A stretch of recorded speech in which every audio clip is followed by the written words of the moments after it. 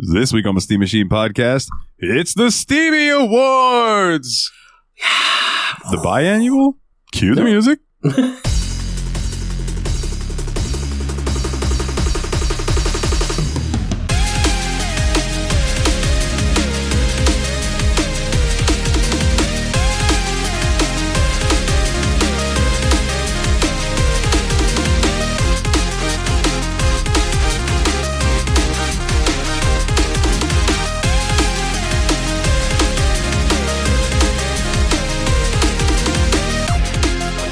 Hey everybody, and welcome back to the Steamy Awards. Coming down the red carpet first, we've got the one, the only, the Turtle Bear Man himself, Mr. Nate.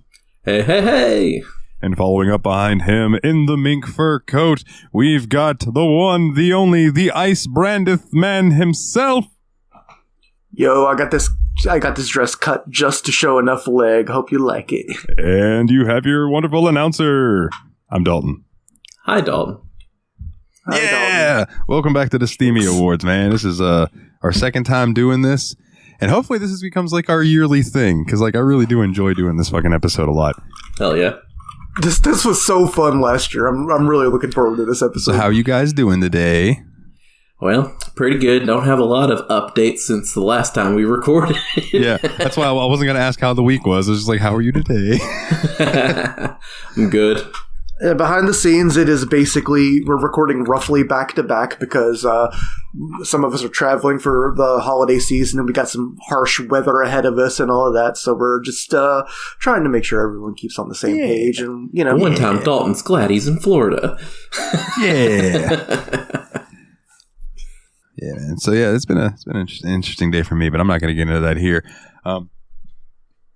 Gentlemen, how we're going to do this, I suppose, is we have our lists. We're going to kick it off with our number 3 on our Game of the Year list. And then we're going to put off number 2 for a while. We're going to do some other things, and we'll do number 2. Then we'll do some other categories, and then we'll kick it off with the number 1 at the end. And then discuss, some things about next year and maybe like what we're looking forward to, yada, yada, yada. So let's dive right into it. Oh, we got a finger. Now, lads, I think we might have 2 games in common in our top 3. I would not be surprised whatsoever by this fact. Yeah, there's definitely some games that I feel like stood out, but I'm really more interested in seeing where we differ, because that's going to be the fun ones. Yeah, for sure. Yeah. So, number 3. Let's start with, we'll go clockwise for me, so that'll be Willie first. All right, my number 3, I mean, this game was just an absolute delight to play. One of the best... Actually, did I put down something for that category yet?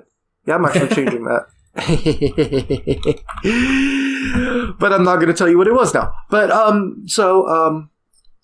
come on, dude. Spider-Man. It's Spider-Man. That game was so much fun. Like, I loved playing it. Every second of Spider-Man was a joy, and I think it had the best beat-em-up gameplay out of all the games we played this year, which is considering a lot that we played, Batman, and we played Yakuza and all of that. I still really enjoyed the actual punch fighting more in Spider-Man than any of those games. Word up. I can feel that. All right, so then next clockwise would be Nate. So yeah, my number 3 game of the year was one that I was really sad I missed out on previously, and was so glad that it came back around this year. We played through it. My number 3 is Trails in the Sky. Hell yeah. Both Nice. Excellent fucking choices, by the way, gentlemen. But yeah, dude, Trails in the Sky, fantastic. Oh, the game's I'm ready for that's definitely going to be on my like, what do you want to play next year? I want to play Trails in the Sky SC, damn it. Yeah. For sure, man. Yep. So my number 3, and this is why I stayed quiet during Willie's, because my number 3 is also Spider-Man. Nice. Dude, so much fun. So much fun. And the fact that, like, when I first played it was on a PS4, and then playing it on PC and just being like, oh, this is what it looks like at 60 frames a second and running, like, smooth, buttery goodness. Yeah, doesn't it feel good playing a game that you'd played on another console and then playing it on PC? It's like, it feels like coming home to it, and it's like so much better. Like, I'm sorry, PC gaming is better than console gaming. I agree. You were a late convert on that, but I appreciate you joining us. Like, I can only imagine like that's how you felt like playing Spider-Man again. It's like how I felt playing Dragon Quest XI on PC. Yeah, absolutely. Yeah. we'll make a WASD and mouse guy out of you soon. Only for Doom. Let's go. Yeah. All right. Well, then let's see. What category do we want to go with next? Well, we'll start with the top 3 best. Why don't we go right down to the bottom of the list and say what our worst game of the year was? I'm cool with that. With that. Would you like to kick it off then? Yeah, sure. And give me flack. I know the internet says this is a good game, but it's not. The worst game of the year was Star Wars Jedi Knight 2 Jedi Outcast.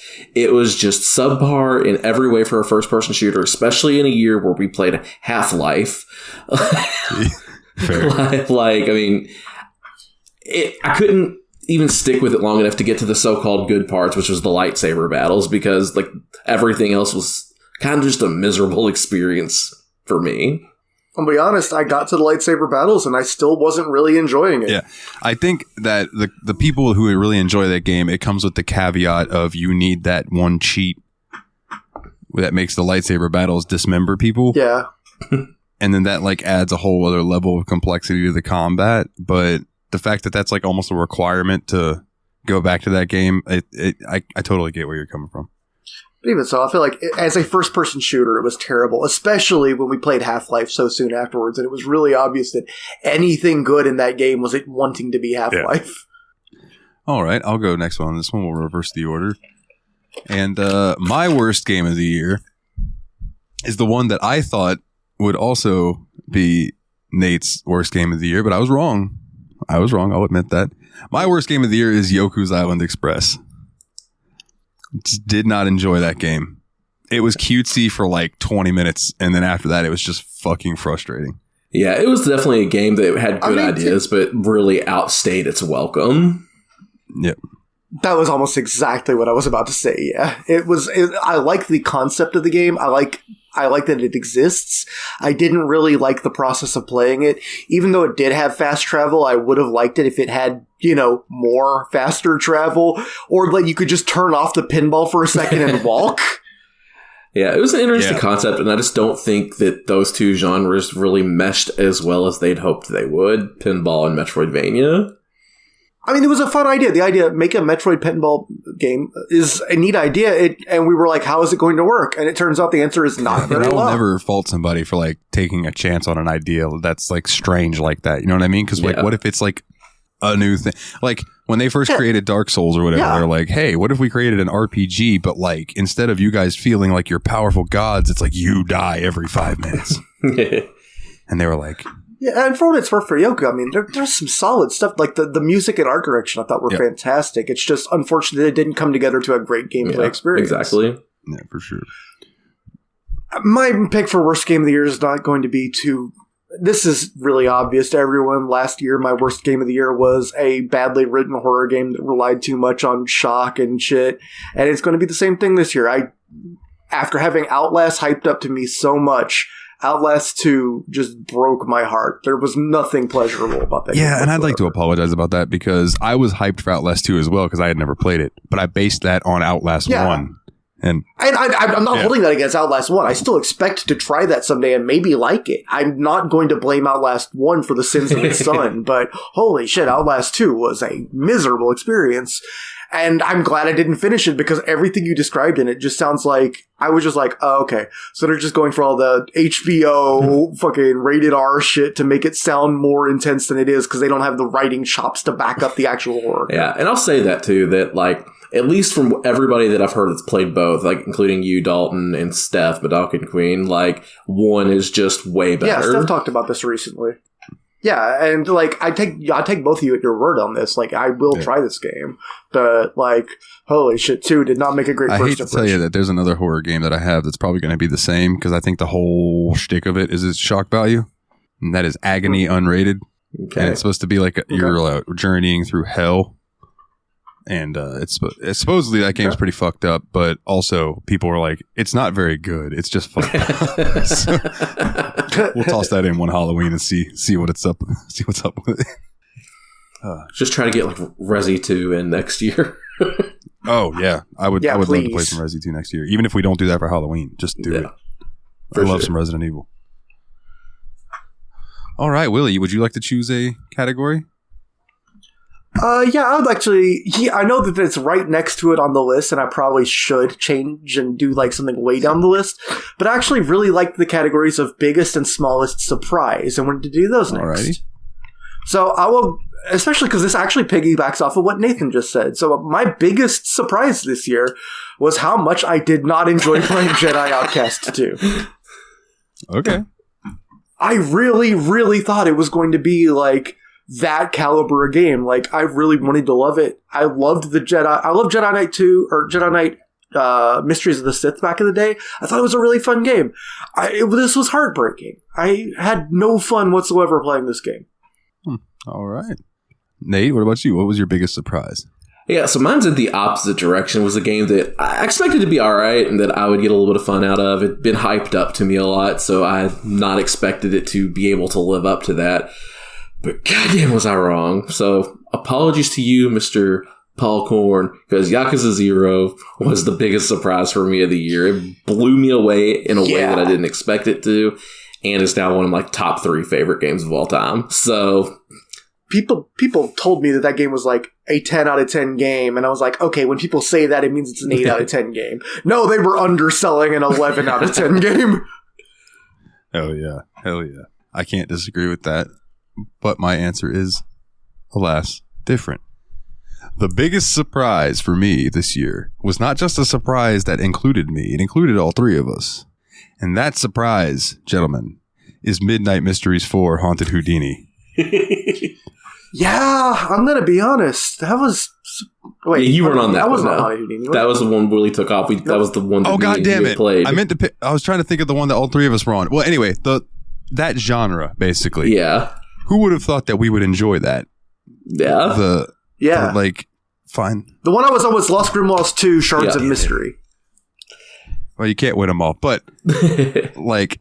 But yeah, no, I had a great time with that game. Like, the only balk I had with it was just I didn't know if it was a $10 game. But like, if it was like a $4 game, I would have been like absolutely like I felt like I got away with murder, you know? And because it was bought for me, I felt like I got away with murder. Like, it was great. And the thing with Midnight Mysteries 4 was, Nate, I don't know if you remember this, something went awry with my version of the game, and I was playing that game at like 10 frames a second for like the first 5 hours of it, and Nate was like, no, my game's not choppy or slow at all, and I was like, what the fuck is going on? And once I disconnected my Xbox controller or connected it or something, it was like one of the two. It was weird, yeah. And all of a sudden the game worked fucking fine, and I was like, what? Why is that the thing that makes it work right? That's so bizarre. It was very bizarre. So I guess let's wrap around to the smallest surprise of the year then. I have a 2-way tie. Both of these games were exactly 100% what I was hoping out of them. And that's Half-Life 2 and Serious Sam Episode 2. We didn't play Half-Life 2. We played Half-Life 1. No, we played Half-Life 1 and Serious... I got caught up. Sorry. Half-Life 1 and Serious Sam, the second encounter. Yep. Because both of them were like, everyone told me, hey, these are first-person shooters. This is what they're like. This is how they played. You know, you can get really, fun. Like the Half-Life bestiary and shit was good. The story was really well told, and it felt good to this day to play it. Even though it's a really dated game, I still really enjoyed it. And Serious Sam 2 was basically, hey, here's this goofy Doom Slaughter map, the video game. And it was really fun. Serious Sam to me has always been like, what if Doom threw enemies at you like a bullet hell? Yeah. Yeah. That's absolutely, like, it literally has the same feeling as a Doom Slaughter map if you play it any of those. Like, it's crazy. There's so much to dodge, so much movement. The only thing is, in Doom, you're usually running forward. In Serious Sam, you're usually running backwards. Yeah, Serious Sam, that's definitely the feel, because you cannot just go in headlong and face tank everything in Serious Sam. Like, you'll pay for that. Yeah, and I think they refined it a little as the series goes on. So once we get to the actual Serious Sam 2 and then maybe like Serious Sam 3 and 4, like it's still going to be the same. They throw a whole shitload of stuff at you, but it's like Serious Sam 3 is where it hits, where they started using a different engine. And graphically you can tell. I'm looking forward to that because I liked Serious Sam Second Encounter, but it didn't get its hooks in me like I would have hoped it to. Like, it didn't hit that same level as Doom 2016. Well, yeah, not even just that, but like I was thinking more along the lines of Half-Life. Like Half-Life drugged me in there and kept me in through the whole game. Seriously, Sam couldn't do that for me. Yeah. I mean, Half-Life also has that phenomenal storytelling. Yeah, I agree. All right, so I guess it's my turn to choose a category. So, well, no, did you guys do no, your we smallest didn't. surprise yet? Dalton, Sorry. come on, buddy. We just all started talking about that. All right, so it's my turn for smallest surprise. So my smallest surprise was a game that I had played before.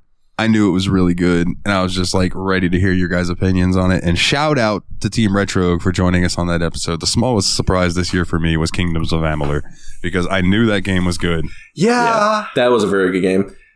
That was just a really pleasant experience. I just had a good time when I was playing that game. Like, I intend to just get back into it because it just I didn't have to use all of my brain to play it, but I felt like it gave me the feelings that I wanted from Skyrim, honestly. Yeah, I can definitely see like when I just want to pop into an open world ish kind of game that would be a better one in most cases for me to jump into than Skyrim at this point.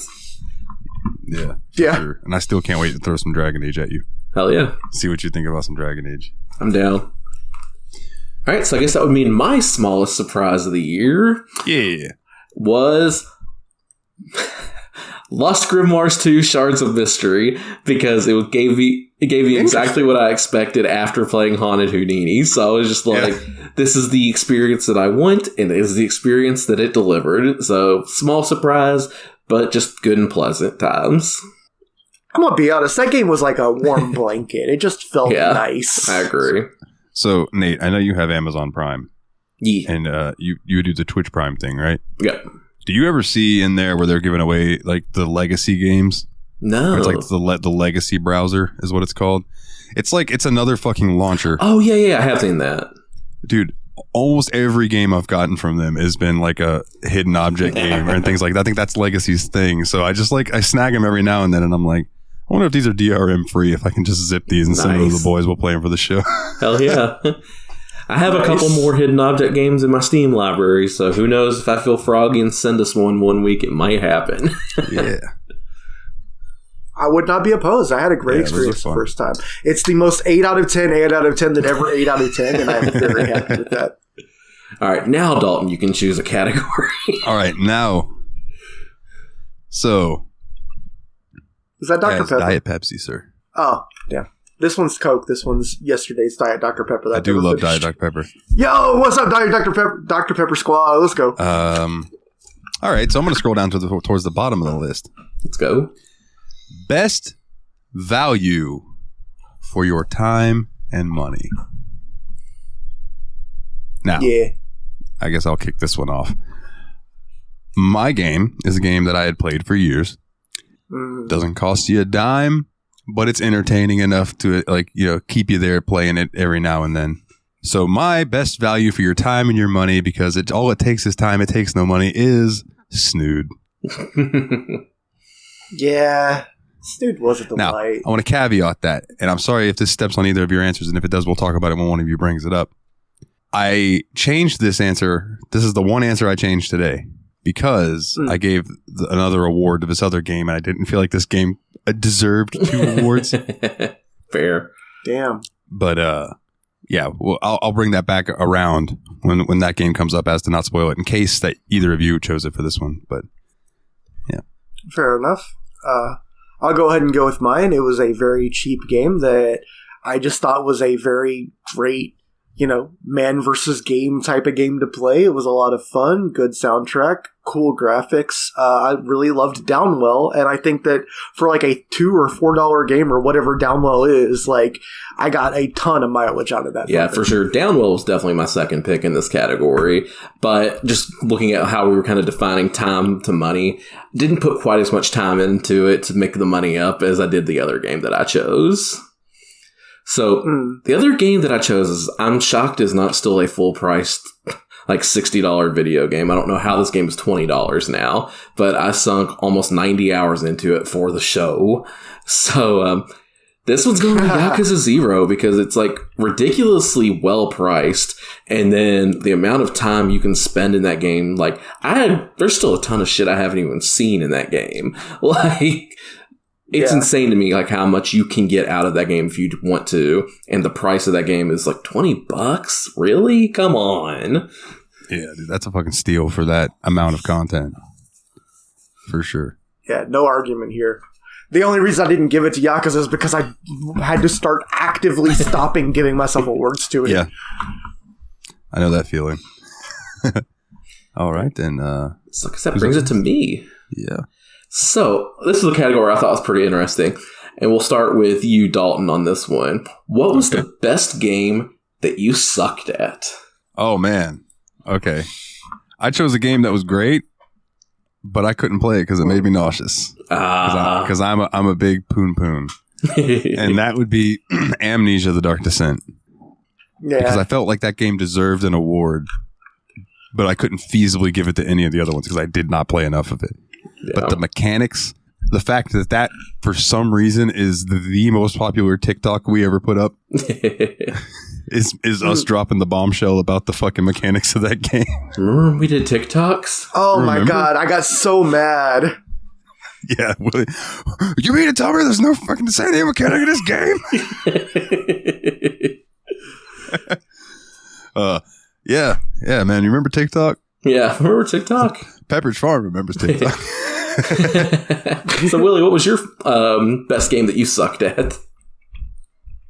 I both sucked at playing the game, but also sucked at recording the episode for it, so that's a 1-2 punch of it. I was awful in the boss fights, but I also was useless on the episode, and I apologize for that, because I really enjoyed what I played of the game. Loved the setting, loved the universe, loved the plot that I got to, but I didn't really get very far in it, is Control. Oh, okay. Hey, guess what? Fair. That's also the best game that I sucked at, because I liked the game a whole hell of a lot, but I struggled with like the kind of, I guess it's third person view of the character, like trying to aim and shoot like that. Then where you had like the flying bosses and stuff, I was like, oh my God, how do I hit this stupid thing? Yeah. So like I was so bad at hitting targets during boss fights, dude. I liked the game a lot, and I wish that I was better at it and could have gotten further. But I think it was a great game. It just I sucked at it, and that's the category. I just wish I did. I played more of it for the podcast because I felt bad that I was like the one that was the laggiest on that one. But like, it was a really cool game. It happens, man. That's why we have 3 people playing the games. Like when me and Dalton suck at playing Free Space. We had 4 for that one. Alrighty then, Willie. I think it's your choice for a category, correct? Yep. All right then. Let's move to a music category. What do you guys have for best vocal song of the year? This year we've decided to split song of the year into best vocal song and best instrumental. Yep. All right. I guess I'll hit this one first. But I don't think mine's going to surprise too many people either. But I love you. It's got to go to 24-Hour Cinderella from It's Yakuza 24-Hour Cinderella. That one stuck with me so much. I think about it all the time. It's in my head when I try to fall asleep at night. Like Majima. Majima is everywhere. You love me. What's the name of that song? Is that Bakamitai? No, it's 24-Hour Cinderella. Oh, that's 24-Hour Cinderella. So that's yours too, Willie? That was mine too, yes. I thought you were going to go with Judgment That's Shinkai. a great one too, but like when it comes down to it, 24-Hour Cinderella just sticks with me all the time. Breaking the law. Breaking the law. I just love it. It's like, Kowase. It's fucking brilliant. You're a sucker tenderness. All right, so that's both of y'all's? Yeah, apparently so. Oh, right. Well, then quick sidebar. Clone Hero, one of the things I meant to show you guys while I had it up and forgot was I found a Clone Hero track for Bakametai. Nice. And then I found one for Fever Time. Awesome. But could not find one for the other songs. Bummer. Which bummed me out. Yep. And I was really looking for one for my vocal song of the year, which comes to a surprise to absolutely no one if you have been paying attention to me talking about how much I absolutely fucking love this song, and it is Rain from Yakuza Rain, 0, yeah. the song that plays when the Mad Dog finally reveals himself, and you go through that final fucking fight with Majima, and you are just destroying people as this raging, like, it's like metal, but it's also very much like a techno-y, fast beat, like, song just kicks. And it has the fuck word in it. It does. Listen up, I don't give a fuck, boy, what you say. Yeah, I can't argue that's a great song too. It's like Yakuza 0 had some bangers, dude. Yeah, and I have something like I have this. I guess being a musician and stuff, like I have this thing for soaring vocals. So when she's doing that, so I'll find my path. Like it's I'm just like, yeah, get it, girl. Like, I just picture her in the studio, just like rocking out. It's just I don't even know who it is. I just picture and I hate to say this. It triggers that power metal vibe in anime you. girl in there singing. Just like, it was actually Hatsune Miku that sang that song. It was Hatsune Miku, I knew it. Oh man. All right, so damn, how did she find time after writing Harry Potter and programming Minecraft? All right, so I can delete that one. I'm deleting the ones that we've answered, so I don't. Probably a good idea. I've been doing that too. Yeah, get confused. That's what I've been doing as well on my little notepad plus. I am keeping the categories though, because I'm gonna. So who's next? You picked that one, so I think it's back to me, right? Wait. I suppose. What do you want? Wait, no. I think it goes to me. You're right. It is you. It is you, Dalton. Okay. You're right. Okay. Please, absolutely. My B. Well, then let's just let's go ahead and like while we're talking about music, dude. Let's just do the song of the year instrumental. And then, Willie, let's start with you. What was your song of the year instrumental? Sure, mine was just a blast from the past that I'd completely forgotten how much it rocked until I heard it again for the first time in years. It's Still More Fighting, the boss fight music from Final Fantasy VII. Yeah, I will say the music held up in Final Fantasy VII a lot better than I remembered it. So I was actually really happy about that. Nobuo Uematsu absolutely for fucks. sure. That dude fucks hard. Not Jeremy Hard, but he fucks hard. Jeremy Hart and Dalton Long. What about you, Nate? Yeah, for me, it was Secret Green Passage from Trails in the Sky. Oh. Secret Green Passage? It was What's the one that that plays like whenever you're in more of a forest type setting. The do-do-do-do-do-do. Oh! Yeah, I love that. That track was like my favorite in that whole game, which also had just an incredibly stellar soundtrack in itself. But like that track really stuck out to me, and I just loved it every time I heard it. Just looked it up, and yeah, that's an absolute banger. I think I either did or was tempted to give this song to Cat Relaxing on a Roof last year, which was the town song. I think both of us gave it to Trails in the Sky songs last year too, didn't we? I think you did. Mm-hmm. It's just so good. Yeah, because I think you picked the Weiss theme. Yeah, I think I did too. Dude, it's just Neon Falcom. Those guys just know how to make music because the Ease games too. Like I cannot wait for you guys to play Ease 8 just to hear the soundtrack. Like absolutely, I'm really looking forward to that now that I know that I'm getting more bangers in the quality of Trails. Yeah, absolutely. All you gotta tell me is it's got a good soundtrack, and I'll be happy to at least play it for a little while. Yeah. Yeah. Right. All right. Then is that Nate next, or you want me to go next? Yeah, I'll go next because you just did the non-vocal. So why don't we just round out this music category? Oh wait, no, hold on. I didn't give my answer for that one. Oh, damn it, Dalton! Get it together, son. I'm sorry. I'm sorry. I'm sorry. Dalton, you don't have to answer the questions. But when I asked it, I was like not thinking about that. Okay, so my song of the year instrumental is "Fever Time." Yeah, from Yakuza 0. Yeah, I kind of thought when you mentioned it during vocals, I was like, yeah, he's probably just like it was just it's such a good upbeat fun song, and I knew I was just raking in the cabaret money when I was hearing it. Oh yeah, just hearing that song makes you feel like you're getting paid. It's so nice. It's such a good song. Yeah. So yeah. I should play that song at work and maybe I'll feel like I'm actually accomplishing something. Unlike when I go pick up things from Walmart and grocery stores. Still pissed off about that. All right, Nate, go ahead. So now we'll keep rolling through the music categories. This one we're going to do what was the best soundtrack of the year? Just complete soundtrack. Yeah, it's Yakuza 0. It's Yakuza 0. Yeah, dude, bangers. Just straight through the whole game, banger. With a close second being Trails in the Sky, but I think I gave that to that last year, so I didn't want to double up. But I'm kind of being soft on Trails in the Sky Awards because I gave them a lot last year. Luckily for me, I didn't play it last year, so I get to give it this year. But it's still Yakuza 0 to me because, like, just the Sega is another company that when they do it right with the music. Like, good God, absolutely. And just the hard rock soundtrack through most of it. But then you also had the silly crap, like 24 Hour Cinderella. Just like the dichotomy of how many different types of music they threw at you. I just thought it was incredible. And it was all good. That Michael Jackson pastiche, like, there was really good stuff in there. Yeah, absolutely. Did you, when you were listening to the soundtrack today, did you get to, like, the Surprise White Rabbit or whatever it was song? It's like 3 seconds long. Yeah. It goes like, and then it's over. Yeah. It just cracked me up that was on the soundtrack. Yeah, great stuff, man. Yakuza 0. Is that its first award for all three of us give it? That's his first sweep. I think that might be the first sweep we've had. Do you count the best vocal song? We all picked something from Yakuza 0. I guess the Yakuza 0. Fair. Okay, so that's 2 sweeps so far, but not the same song. All right then, Willie, what category you got, bud? Yep. Actually, I was going to bring this up when I brought this game up as my number 3 game of the year, so I'm going to go ahead and bring in this category.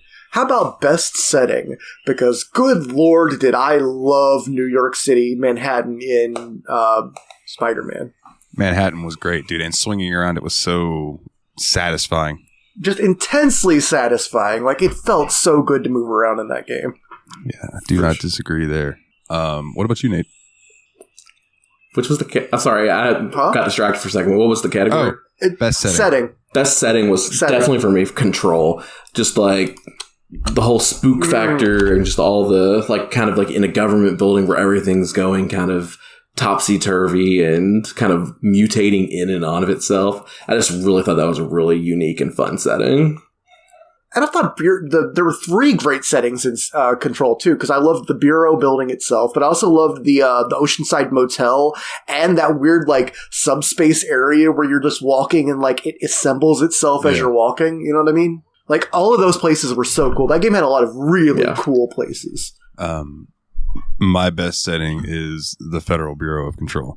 Nice. Just like... nice. That moment when I loaded into that game to play it for the show, and I ran forward, and I got to a point where I was like, oh, I should turn around and run backwards and see, like, if there was anything the other direction. And I go to run back the way I came, and there's now a wall there. And how'd that get all there? Right.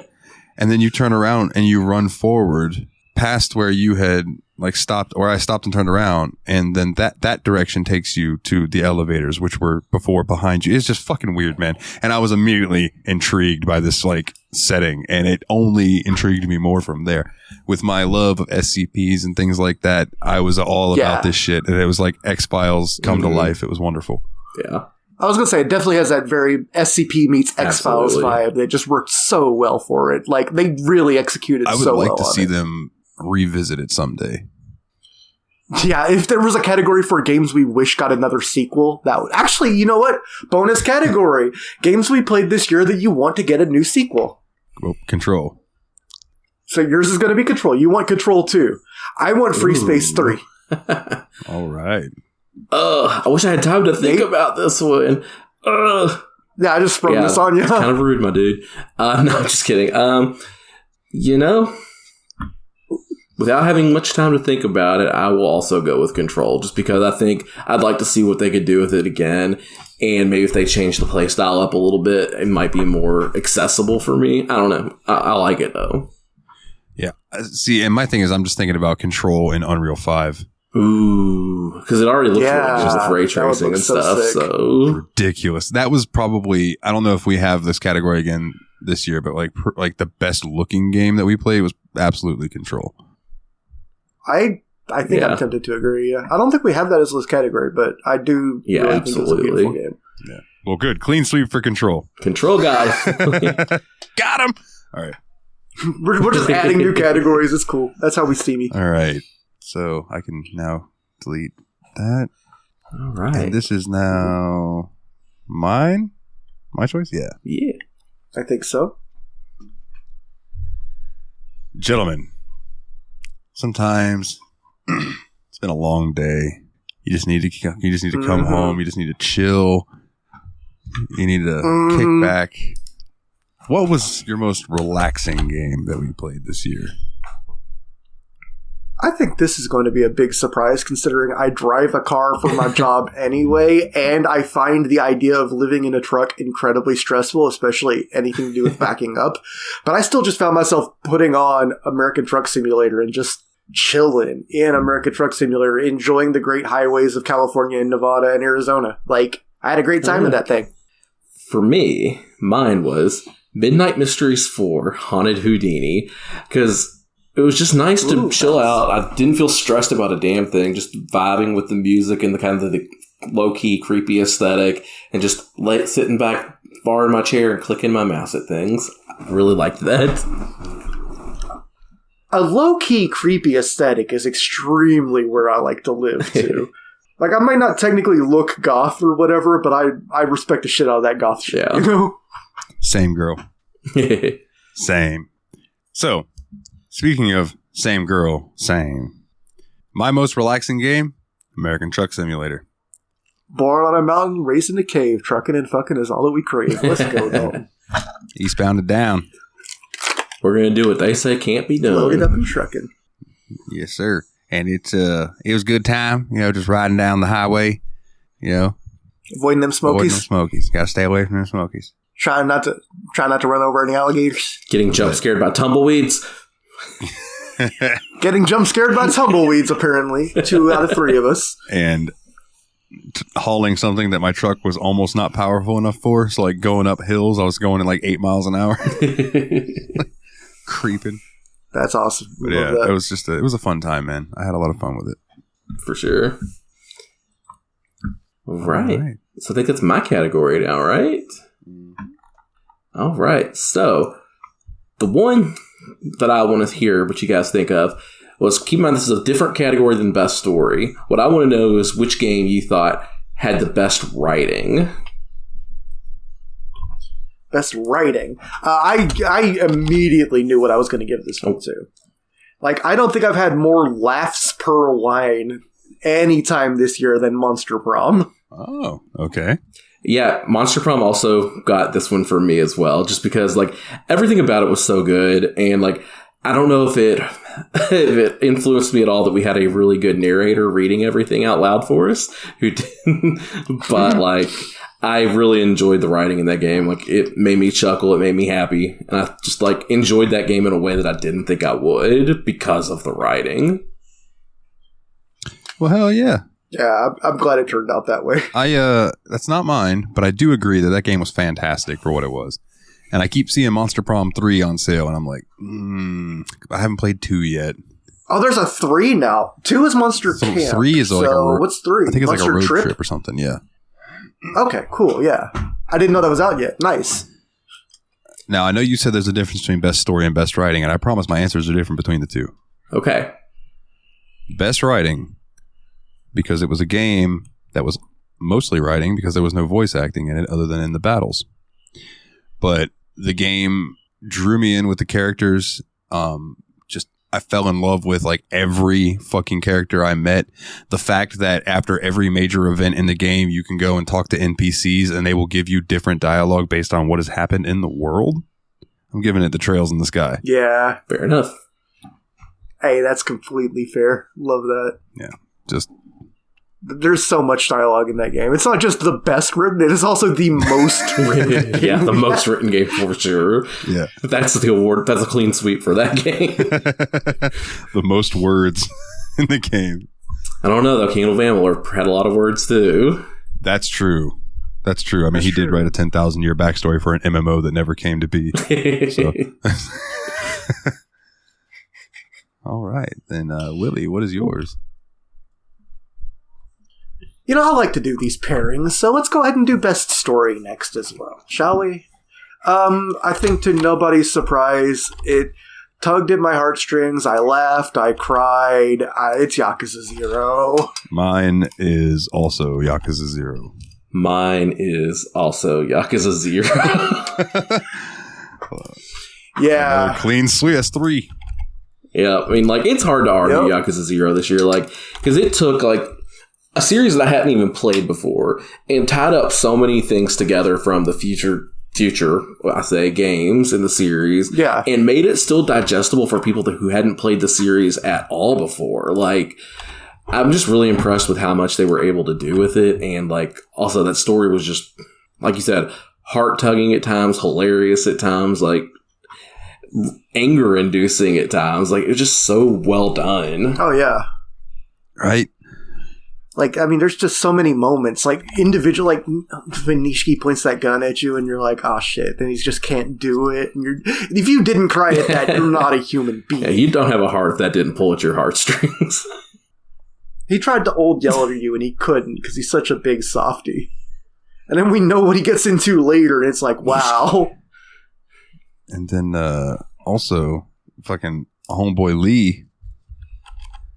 When he met his end, I was like, no, not Lee. Yeah, Lee was great, man. Like, I was. I don't think I got upset when Lee died. I got really upset when it had to be explained to Makoto. Yeah, I just hated the fact that, like, as soon as he was going towards that van, I was like, I'd seen enough Sopranos to know what was about to happen, and I was like, God damn it, Lee, don't get in there. Don't get in that fucking vehicle. You don't show someone turning the ignition once. Kaboom. All right, another sweep for Yakuza 0. Well then, gentlemen, while I'm trying to find my keyboard buttons, there we go. Whoa, let's see. We got to be getting close to naming our number 2 game of the year, I feel like.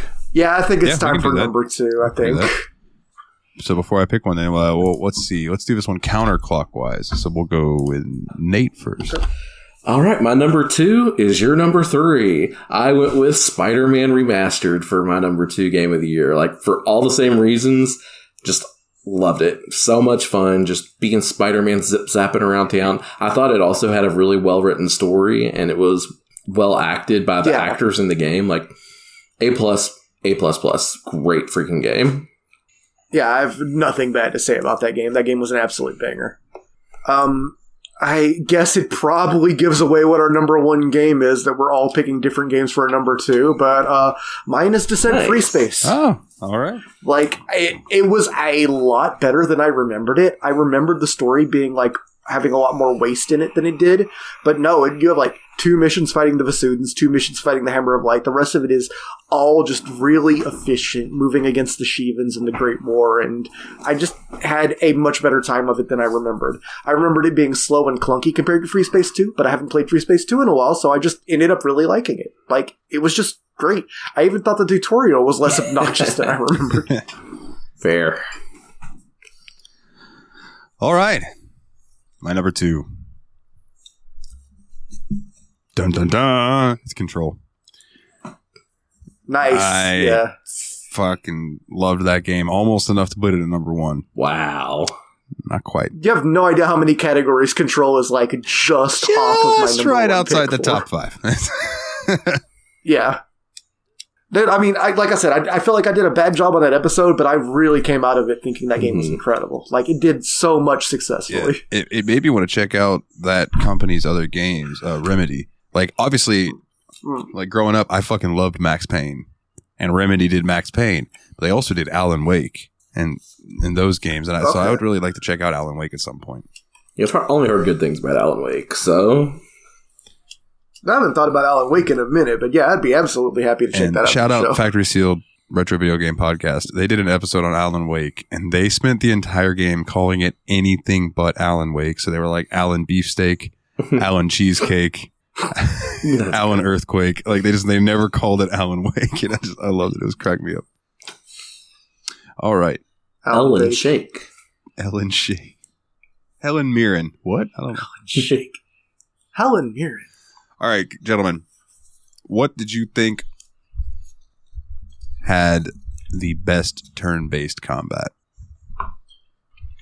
We didn't really play a lot of turn-based games this year, so it basically was between Final Fantasy and Trails for me, and I thought Trails had better combat. 100% agree. It was Trails for me as well. I'm actually surprised looking back on how few turn-based games we played this year. But yeah, this was the year of the action game.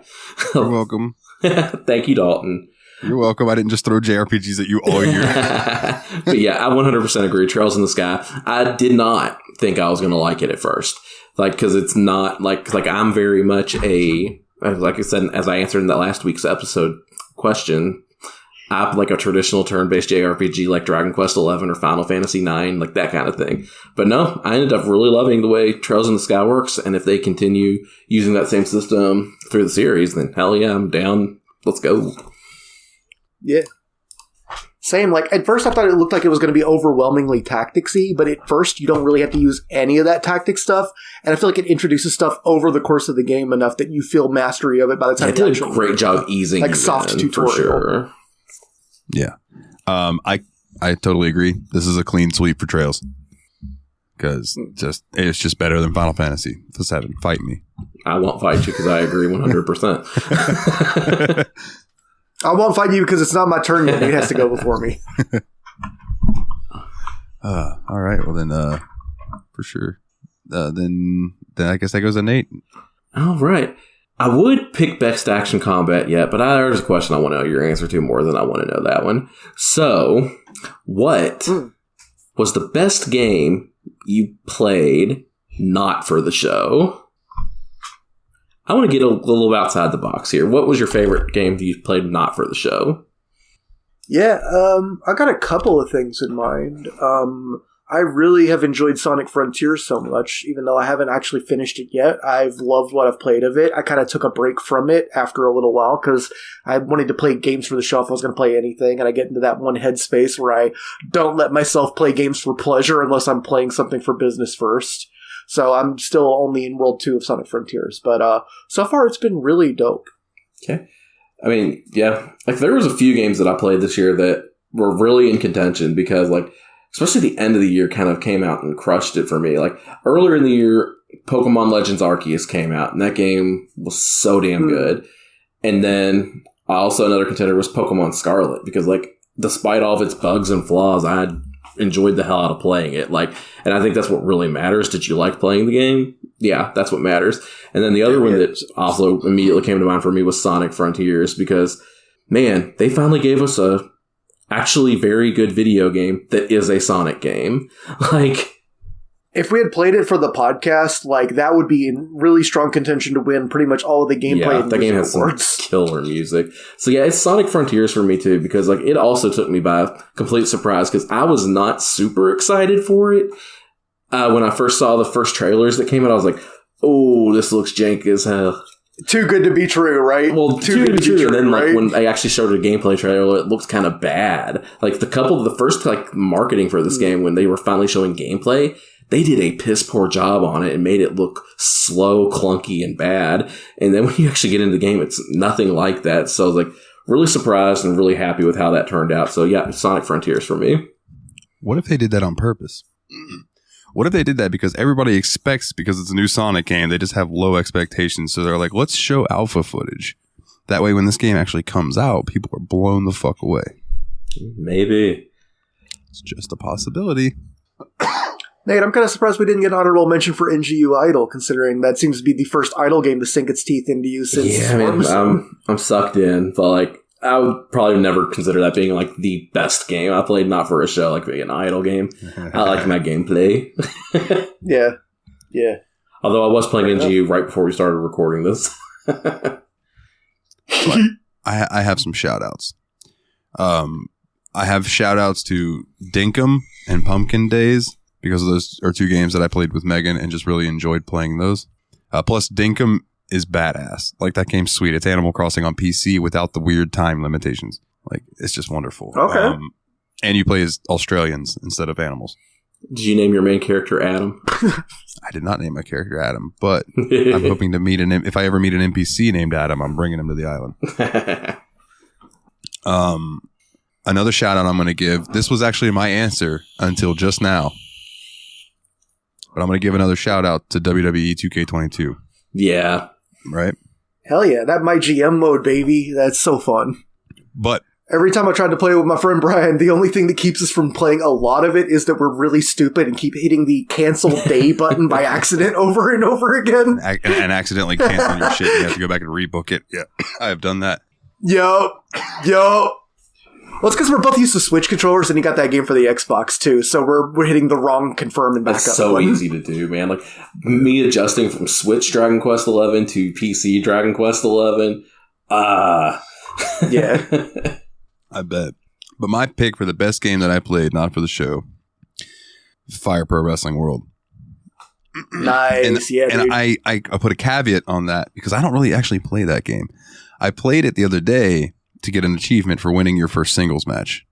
I've got over 200 and something. But you mostly watch it, yeah? You just book shows. I book shows and watch them. Yeah, because when you download people's wrestlers that they make, a lot of people put a lot of time into going into their settings because in that game, you can like set the percentage of how often your wrestler uses each move they have. Like the simulation shit gets down to that. So it gets to the point where when you're watching these simulated matches, they almost play out like an actual match would. That's really cool. Granted, that's awesome. The speed of it's still a little video gamey. You know what I mean? Some people but they'll sell, like you knock the referee down. One of my favorite things is when the referee gets hit really hard and he hits the mat and all of a sudden his face is bleeding and I'm like, hey, the referee bladed. We get the ref. H bladed again. The Crimson Mask. And of course, I created Ryan, and he's my referee for my Fire Pro promotion. You gotta have a top ref you respect. It always makes things feel so good. And it brings me back to thinking of like Charles Robinson, Earl Hebner, all of those guys. Earl Hebner, classic top ref. But I've really been enjoying Fire Pro a lot, and I'm probably gonna keep playing it because it scratches that GM mode itch that 2K22. It was close. It's not quite what it used to be, but like they're getting there. The fact that they included it again is a huge step forward. So it can only get better in 2023, hopefully. Hopefully. Hell yeah. All right. Then I think that's Willie's choice next, correct? All right, then. I will take most addictive game. What game could you just not quit yourself playing? Despite the... Oh, go ahead. Please. You looked enthusiastic. Well, I was going to point out, this is the one that was also my best value for time and money. Is my answer for this one. But please, by all means, go ahead. Do your choice. Oh, absolutely. Go ahead. Right. You sounded like you wanted to talk. Let's hear it. I thought that this game was best value for time and money at first because I got it for free on Epic. But I realized that it's not something that everybody can access for free now. So that's why I ended up going with Snood. I did not expect to play this game as much as I did. I did not expect to load it up, check it out, and sit there and play it for 6 hours. And this game was incredibly addictive until it wasn't. But it was Neon Abyss. Mm-hmm. Okay, yeah, totally. I am not usually one for that style of game, but Jesus, did that game just make me be like, one more run. Yeah. It had a lot of cool variation. It was a neat concept for a game, and I'm glad that we got it for free, frankly, because it does eventually hit a wall, and you just kind of lose interest at that point. But before that point, man, I got a lot of enjoyment. Yeah, if it could have found its legs in a good gameplay loop like Hades or Dead Cells did, it could have been that kind of game for me that I sunk 100 hours into. It's I completely understand that. Unfortunately, I think that's the problem, is you're also wanting to compare it to games like Hades and Dead Cells, which are modern-day masterpieces, whereas it's just a pretty good game. Yeah. Yeah, and that's why I was I didn't put it for best time for value and money, because now you can't get it for free anymore. Yeah. It's still not a super expensive game, so, it's, get it on sale. It's worth it. It's worth, the 6 to 10 hours you'll get out of it for $10 for sure. Oh, yeah. Yeah, I fully agree. You can get $1 an hour out of a game. Yeah, for sure. I mean, I hate to do that hours per dollar calculation for video games, because I think that's unfair to a lot of really great games. There are masterpieces that are short that I didn't spend. I will never have to play Gone Home again, because you play it once and you know everything that happens in that game. But I still feel like I got everything I could have out of it that you possibly could, for instance. But I mean, that's also a cheap game. I don't know. I just meant sale price wise. If it's on sale and you can get at least an hour per dollar, I don't know. That's a good deal for me. Yeah. So my pick for the most addictive game is it's a game I brought to the show too, and I knew it was going to be addictive, and I still couldn't stop myself playing it once we started doing it, and that would be Downwell, which I know I've already given an award to, but I gotta say I had a great time playing Downwell again, and it was the exact experience that I wanted. Dude, that game was legit great for sure. Like I really enjoyed playing it, and like when I streamed it that one night, I was like, I didn't want to stop because I knew I was so close to breaking through.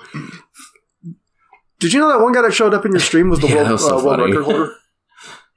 Like, I didn't realize that because I didn't follow this thing, and I just looked his name up later. Yeah, you told me that. I feel like that Downwell was like this year's Gato Roboto as far as like absolutely. I mean, they even had the same one bit color with the the palette changes and stuff. Like, I think Gato Roboto was the reason I thought about Downwell. Even. That's a possibility. Right. And for me, the most addictive game that kept me coming back, and even after we finished it for the show, but like God, while we were playing it for the show, I couldn't stop playing it. It's Yakuza 0 again. Yeah, it's safe to just give any award. I would give Yakuza 0 the award for best video game that isn't named Yakuza 0 at this point. Like, dude, that is the safest choice for any award. But yeah, you just, like, there's so many things to do in it. Even you're like, I just want to play Outrun. Well, I could go play Yakuza 0. Outrun's in that. I just want to play slot cars. Brother, I literally had a hankering to play Virtua Fighter the other day, and I almost installed Like a Dragon just to go to the Sega machine, and so I could play Virtua Fighter 5. Yo. Legitimate. That's funny. So I guess that's my choice now, right? Yeah, do it to it, Lars. All right, let's see. We still have some choices left. Let's go best voice acting. Oh, I deleted that category somehow. Oh, well, I know what I was going to give it to. Well, then we'll go with you, Willie, Mr. Mustache.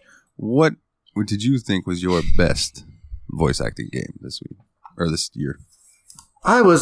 When I opened it up, I was really upset that there wasn't an option to change the original language because I wanted to hear the game in the original language. And it turned out that's just because they didn't do English dubs for that game. And I'm glad they didn't because I ended up loving the voices in Yakuza 0 so much that, like, I couldn't imagine another voice cast.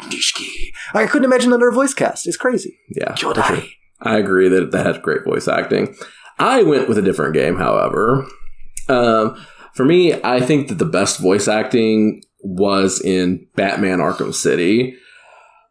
Oh, for sure. Yeah, what it just great takes pick. you back to the animated series because, good God, those voice actors are still so good. We miss you, Kevin Conroy. Yeah. Hell yeah. Dude, I'm actually going to change my answer. I'm changing mine to Batman as well because, good lord, that Batman the Animated Series voice cast did such a fantastic job. And like you said, it really brought me back. It was like living in a PG-13 version of the animated series, and those voices was what made it really immersive from the start. And even little things like goon chatter, like, seriously, were incredibly well done. Well, boys, go ahead and hand Bruce Wayne a broom because he's got a sweep. It's also Batman Arkham City.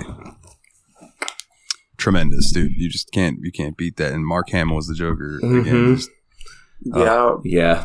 Like, it's too good. Like, how can you not give it to Arkham City? It's too good.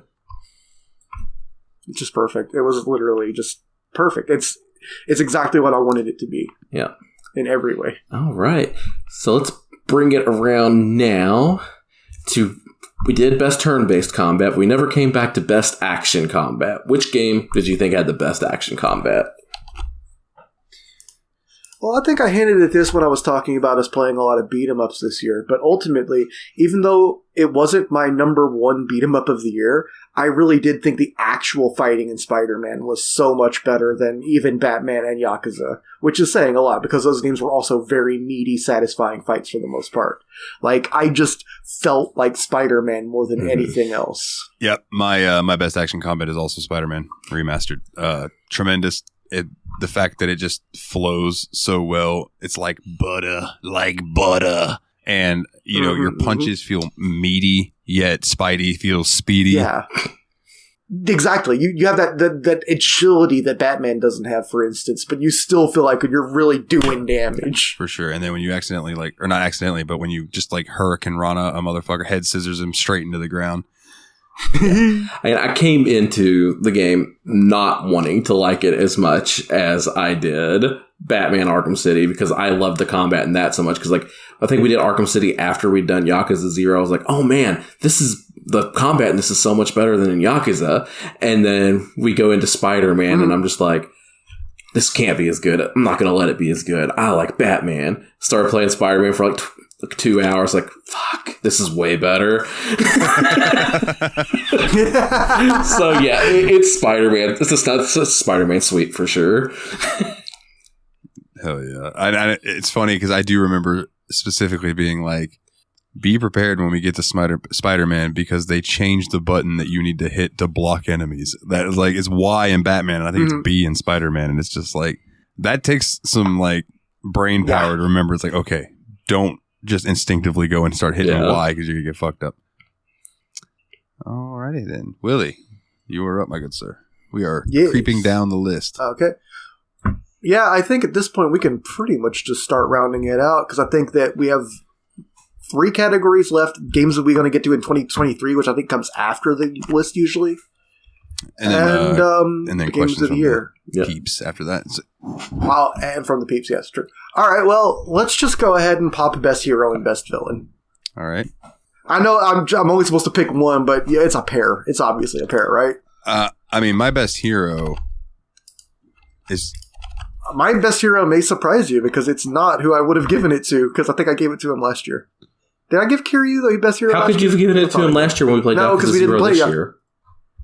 Okay, time travel. It's a prequel. But no, I'm actually going to give my favorite hero award this game, because I know he didn't actually say anything. He was just really expressive and fun and silly. I like Juan Aguacate. Let's go in. I do like Juan. From Guacamelee. Yeah. It's the first Guacamelee award. Guacamelee. I wanted to give Guacamelee an award, and I couldn't find one for it. Guacamelee came so close on a few categories, but it was so hard because the game has a great soundtrack. So does Yakuza 0. Yeah, but this Yakuza game has great action combat. So did everything else we played this year. It was just so hard. I very nearly gave it to action combat. I love Guacamelee, and I didn't give it a single award. If there was a word for just game that feels really good to play, I would say that would be Guacamelee. Because, man, that game Spider-Man might have beat it for that award. And so that's why I'm giving... Honestly, quite possibly, Spider-Man felt great to play, too. That swinging around, everything about Spider-Man felt great. So, poor Juan, he has to compete with Spider-Man. I like Juan for your best hero. Yeah, mine's Kiryu, for sure. I just love everything about the man. Kiryu is my hero now. I just want... every main character to be Kiryu Kazuma. I mean, come on. Mm-hmm. A dumbass with a heart of gold. One brain cell to use, but goddamn it, it's a wholesome one. It's a very accepting brain cell too. He's just perhaps I could learn a thing from this complete idiot who is just naked on a bridge. My best hero is also Kiryu, with a very close second being Majima. Yeah. I also considered Majima. Because I liked Majima almost more than I liked Kiryu in 0. But... Great news. Next question is best villain, and that's Majima. From Kiwami? Yeah. From Kiwami, yes. Because obviously he was a hero in 1. Or 0. All right. Well, then, yeah. What about you, Nate? What was your best villain? My best villain was even the main villain of the game that they were in. I just thought they embodied this archetype so well. He was just doing the job. It was his job, and he wanted to make sure that he did it perfectly. And he was honor bound and just did everything correctly and still lost. And that was Lieutenant Kuze. Such a fantastic character. I can't believe Kuze had that much depth and growth to him. You really, when you first meet him, he just seems like a stubborn asshole. And by the time the game's over, you're like, oh, he is a stubborn asshole, but that's why we love him. Sure. So... He's like someone's dad in a good way.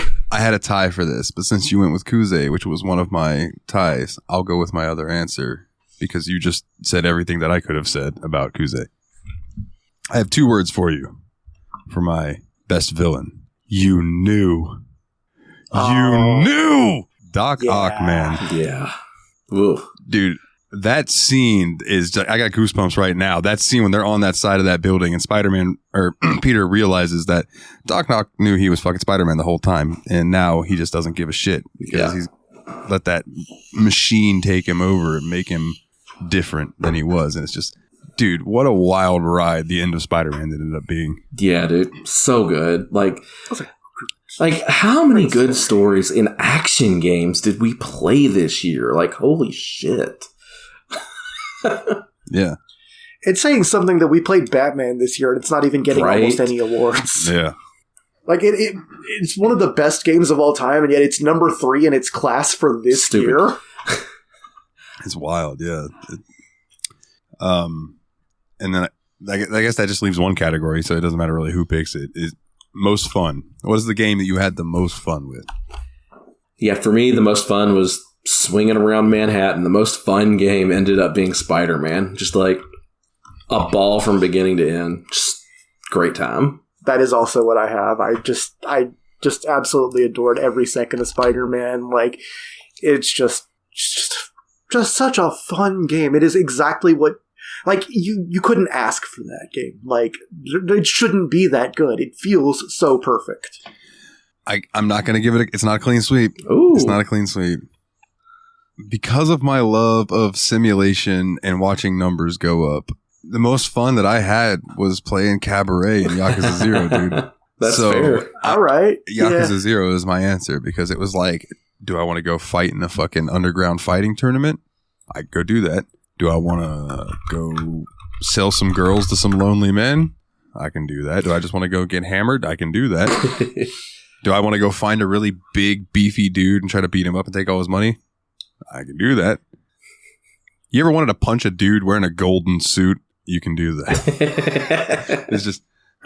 I just had a blast playing that game. And the side quests were just so funny that it made me smile while I was playing it. So. Yeah. I feel that. Which then... leads us to Game of the Year, right? I wonder what it is. Yep. Paganitsu, obviously. Willie didn't even laugh. It's because I was trying to make a joke. Great minds think alike, my good sir. So, do we want a 3, 2, 1?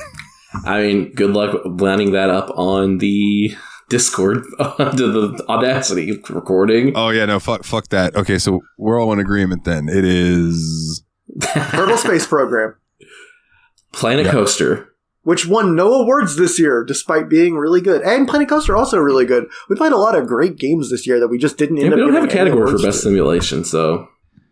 No, I guess it would be between Kerbal Space Program and Planet Coaster. Everybody favorite simulation. Coaster. I'll go with Kerbal. Cool. I've got Kerbal. No clean sweep for the Coaster Boys. You can't just coast into this one.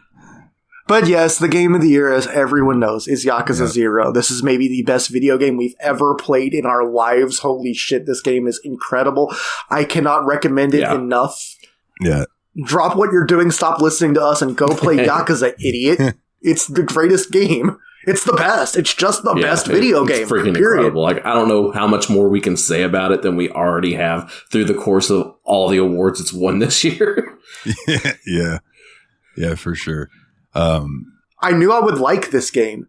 I thought I would probably love this game. I had no idea I would hold it in the same regard as Free Space 2 and Doom 2 and shit. Like, it is up in the uppermost echelon of perfect fucking games to me. And what's wild to me is it kind of came out of nowhere, and all of a sudden now we have this game it was 7 games long and is now going to be 9 or 10 games long. And we just have this entire series ahead of us. We've played 2. We have a ton fucking left. Yeah. It's wonderful. Very much looking forward to continuing the series and just never stopping. I keep making them. Yeah, I agree. Which reminds me, I guess our go home category before we get to the viewer questions is games you're looking forward to playing in 2023. Yes. I have a handful of them. I have a few as well. Oh, okay. I've written 4 down, and all of them are sequels to things we've already played. I have 4 games as well. 1, 2, 3, 4, 5. I have 6. Okay. with a caveat 7 because we announced it on the last episode. Yeah.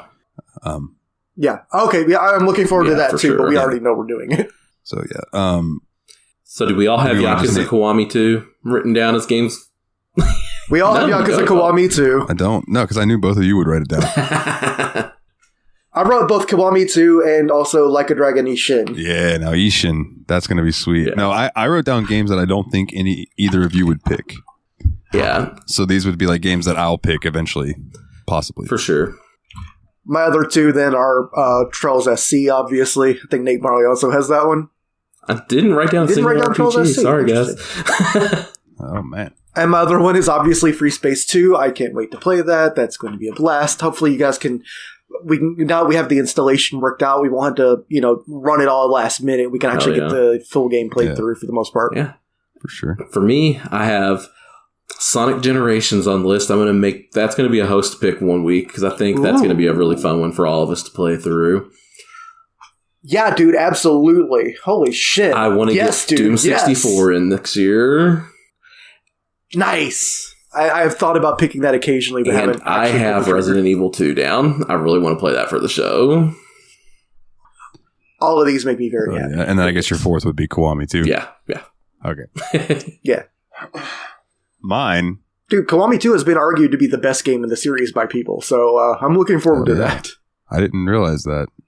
Well, then fuck yeah. I mean, like I said, I the only reason I didn't put it on my list is because I figured that y'all would pick it. And I also didn't put Trails SC on my list because I figured that Willie would pick it. I sure did. I'm reliable, predictable, and stupid. My games. Nexamon Extinction. Yeah! Oh, hell yeah, dude. I'm looking forward to that one. One, just because I am interested in what Nate would think of it. Rune Factory 4 special. Ooh, okay. It's got fishing, if that helps. Fishing always helps. We didn't play a Stardew like this year, actually. So, like the last one we played was Graveyard Keeper. This one's probably going to be one of my choices sooner rather than later because I know we all three have it on Epic. And if not, if this is one of the ones that you missed, I will buy it for you. The Hunter Call of the Wild. Yeah. Okay. Yep. I'm pretty sure. I'll check that real quick. I don't know that I claimed today's Epic game, so I'm just looking on Epic right now. Oh, dude.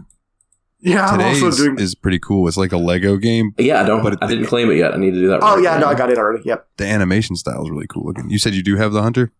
I do have the Hunter, yeah. I also did claim today's game, too. The Lego one. So, one cool thing about the Hunter Call of the Wild is online, all of the reservations are open. So, like, if you want to play them offline, you have to buy the DLC. Otherwise, you're stuck with it almost. But you can play online, all of them are open, so you can play with your friends no matter what. Sweet. That's neat. I like that. Then I got Koromon, which is another Mon game. Yeah. Oblivion. Oh, yeah. You gonna hook us up with some mods? Oh, are we gonna mod? I was gonna say, are we gonna mod the shit out of it, or are we gonna play vanilla? I'll hook you up with the mods that make it less buggy. Yeah, the QOL shit. Okay, other than that, okay. I mean, and maybe the ones that make them not so potato looking. the characters. I like the characters looking like potatoes is half of the joke. That's though. fair. It's so funny. And then finally, and I put this one on here reluctantly because I might save this one for another year as much as it pains me because I'm asking you guys to play Persona 5 over the year, and that's a long game. This is also a long game. The Witcher 3. Oh no. Oh, okay. That's not what I thought you were going to say. I'm happy with that. I thought you were going to tell us you wanted to play Kingdom Hearts. It was so bad, the internet just censors you. What was it? Oh, Kingdom Hearts. Oh, there's no reason to say oh no about that. That's winning the poll right now. But also, the first Kingdom Hearts isn't that long. Oh, God. I think it's like a little over 20 hours. I'm so scared. I'm so scared, dude. Of Kingdom Hearts? Why? It's just a little action game. I'm just gonna close my eyes and pretend it's Xenoblade the whole time. Yeah, you'll be fine, man. I think once you get into it and get the combat in, it's fun. It really is. I'm sure I'll like it. I know that the Kingdom Hearts franchise has a lot of games, and even like the mobile games with idiotic titles like 2.8 are canon. Yeah, well, 2.8 isn't a mobile game, but yes, no, absolutely. Union Road X was the mobile game, and that's not a better name at all. But yeah, there's a bunch of them, but like really, if we just played like Kingdom Hearts 1, 2, and 3, you'd be fine. So Did you know there's a 0.2? I'm sure there is. I guess that completes the 2.8. I don't know. I don't even try to find this, like, follow the story deeply anymore. Now I just play them because they're fun.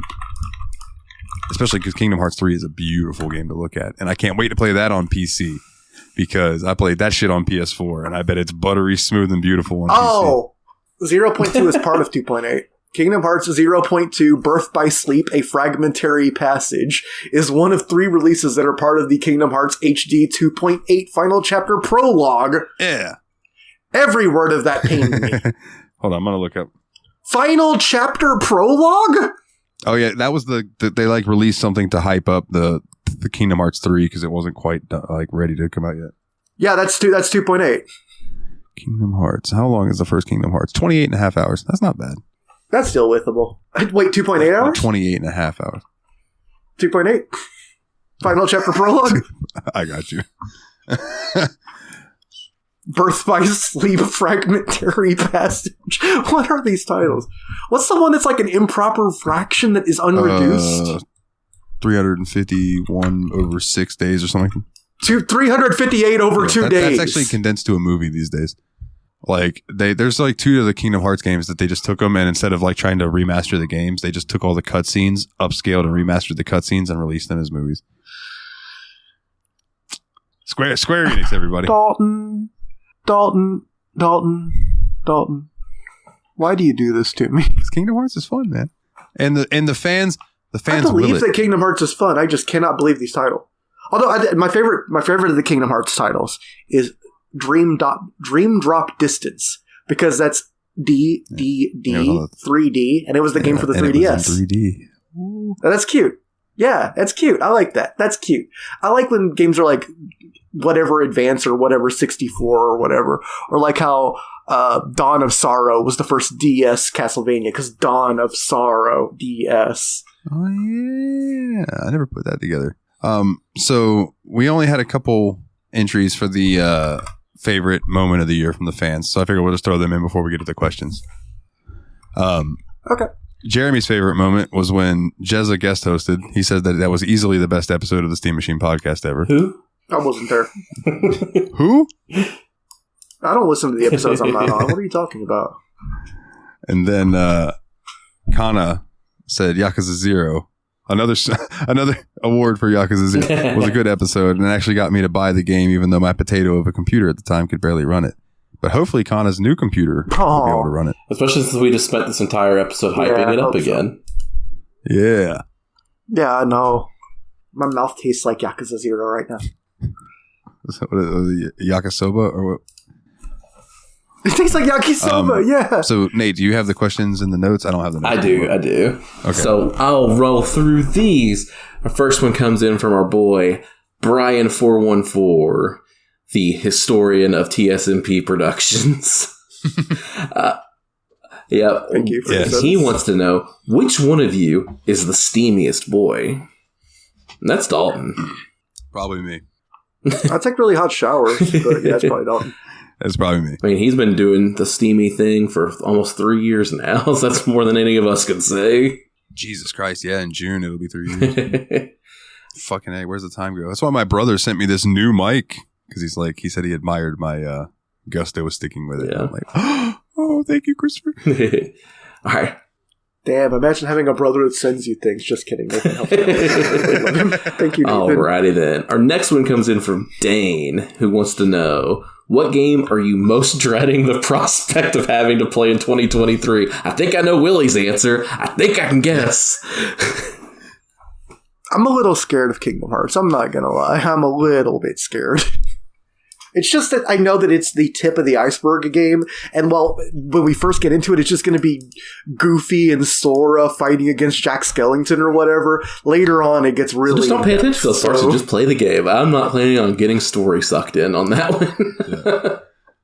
I can't wait till we meet Sephiroth. I heard Sephiroth in Kingdom Hearts 1 is like the notorious, like most difficult the hardest boss fight fight I've ever fought ever in any game. He's played by Lane's best. Which is awesome. What game are you dreading playing, Dalton? I'll give you, Nate, I'll give you a hint. Don't uninstall Free Space 2. Man, What game am I dreading playing? I don't know. Like, I have a lot of games in the list. I know there's so many. It's like there's a little bit of creeping dread for Persona just because I know it's so much game. And even though I think I'm going to love it, I really do think that that's just the number of hours before me is a little intimidating too, in a way that even Kingdom Hearts 1 isn't. That's why I gave you 365 days to play it, my good sir. Not 358 over 2 days. damn it. No, but what's fun is Persona plays out over a calendar year in the game. So, hey. That's cool. Man, so as long as I keep ahead of the calendar, I'm sure my answer is some Metroidvania, unless it's Ori and the Blind Forest, because actually I'm looking forward to playing that at some point. But oh damn, they didn't say Ori and the Blind Forest was a list of games he wants to get to next year, but I'm sure it's still up towards the top. Like, there's so many though. It's like so hard to I don't want to name 30 games that I want to get to next year because I know I won't. Sonic 4 That's true. episode 1 or 2, whatever it is. That's my answer. Oh god, we do have to play Sonic 4 eventually, don't we? I don't even know if it's good or bad. I just know that people hate that game. So it's bad. It's not Sonic Advance bad, but it's pretty bad. Sonic Advance was good. What are you talking about? Yes. You like Sonic Advance? Okay, cool. I wish y'all could have just seen the facials on both of them when they just had that little Discord. But I guess thankfully we haven't had. I like that you described it as facial. Thankfully, like we haven't had any of these games come up for the show, so I know it's bound to happen eventually. But I'm dreading the prospect of having to play like any RTS kind of game. Oh yeah, you didn't even like Brutal Legend because it had too much RTS in it. Yeah. And you wanted to love that game. Like, I could tell how much you wanted to love that game. Are you talking like... It's Jack Black's Tenacious D, the video game, basically. We're talking like Command and Conquer, Warcraft, those types of games? Pretty much. Or you like anything where you hit command units and all that kind of... Oh. So you're not going to...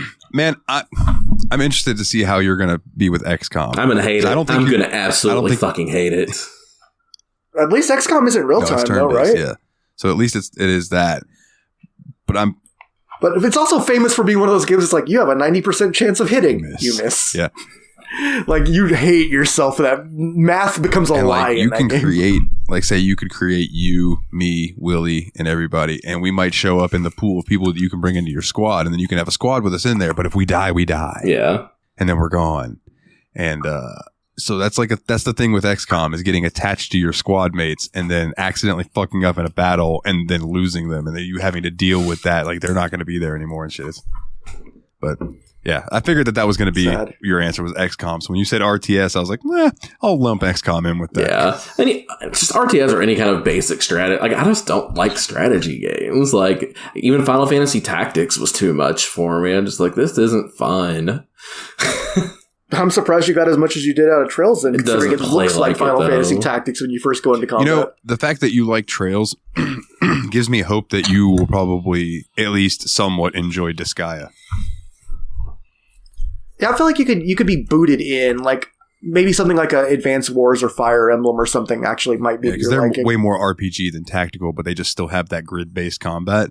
But like Disgaea, when you hit someone for like 3 billion damage, it's pretty fucking satisfying because like the numbers in Disgaea are just, they get astronomically high as far as damage and health and things. Disgaea was an idle game before idle games existed. It was.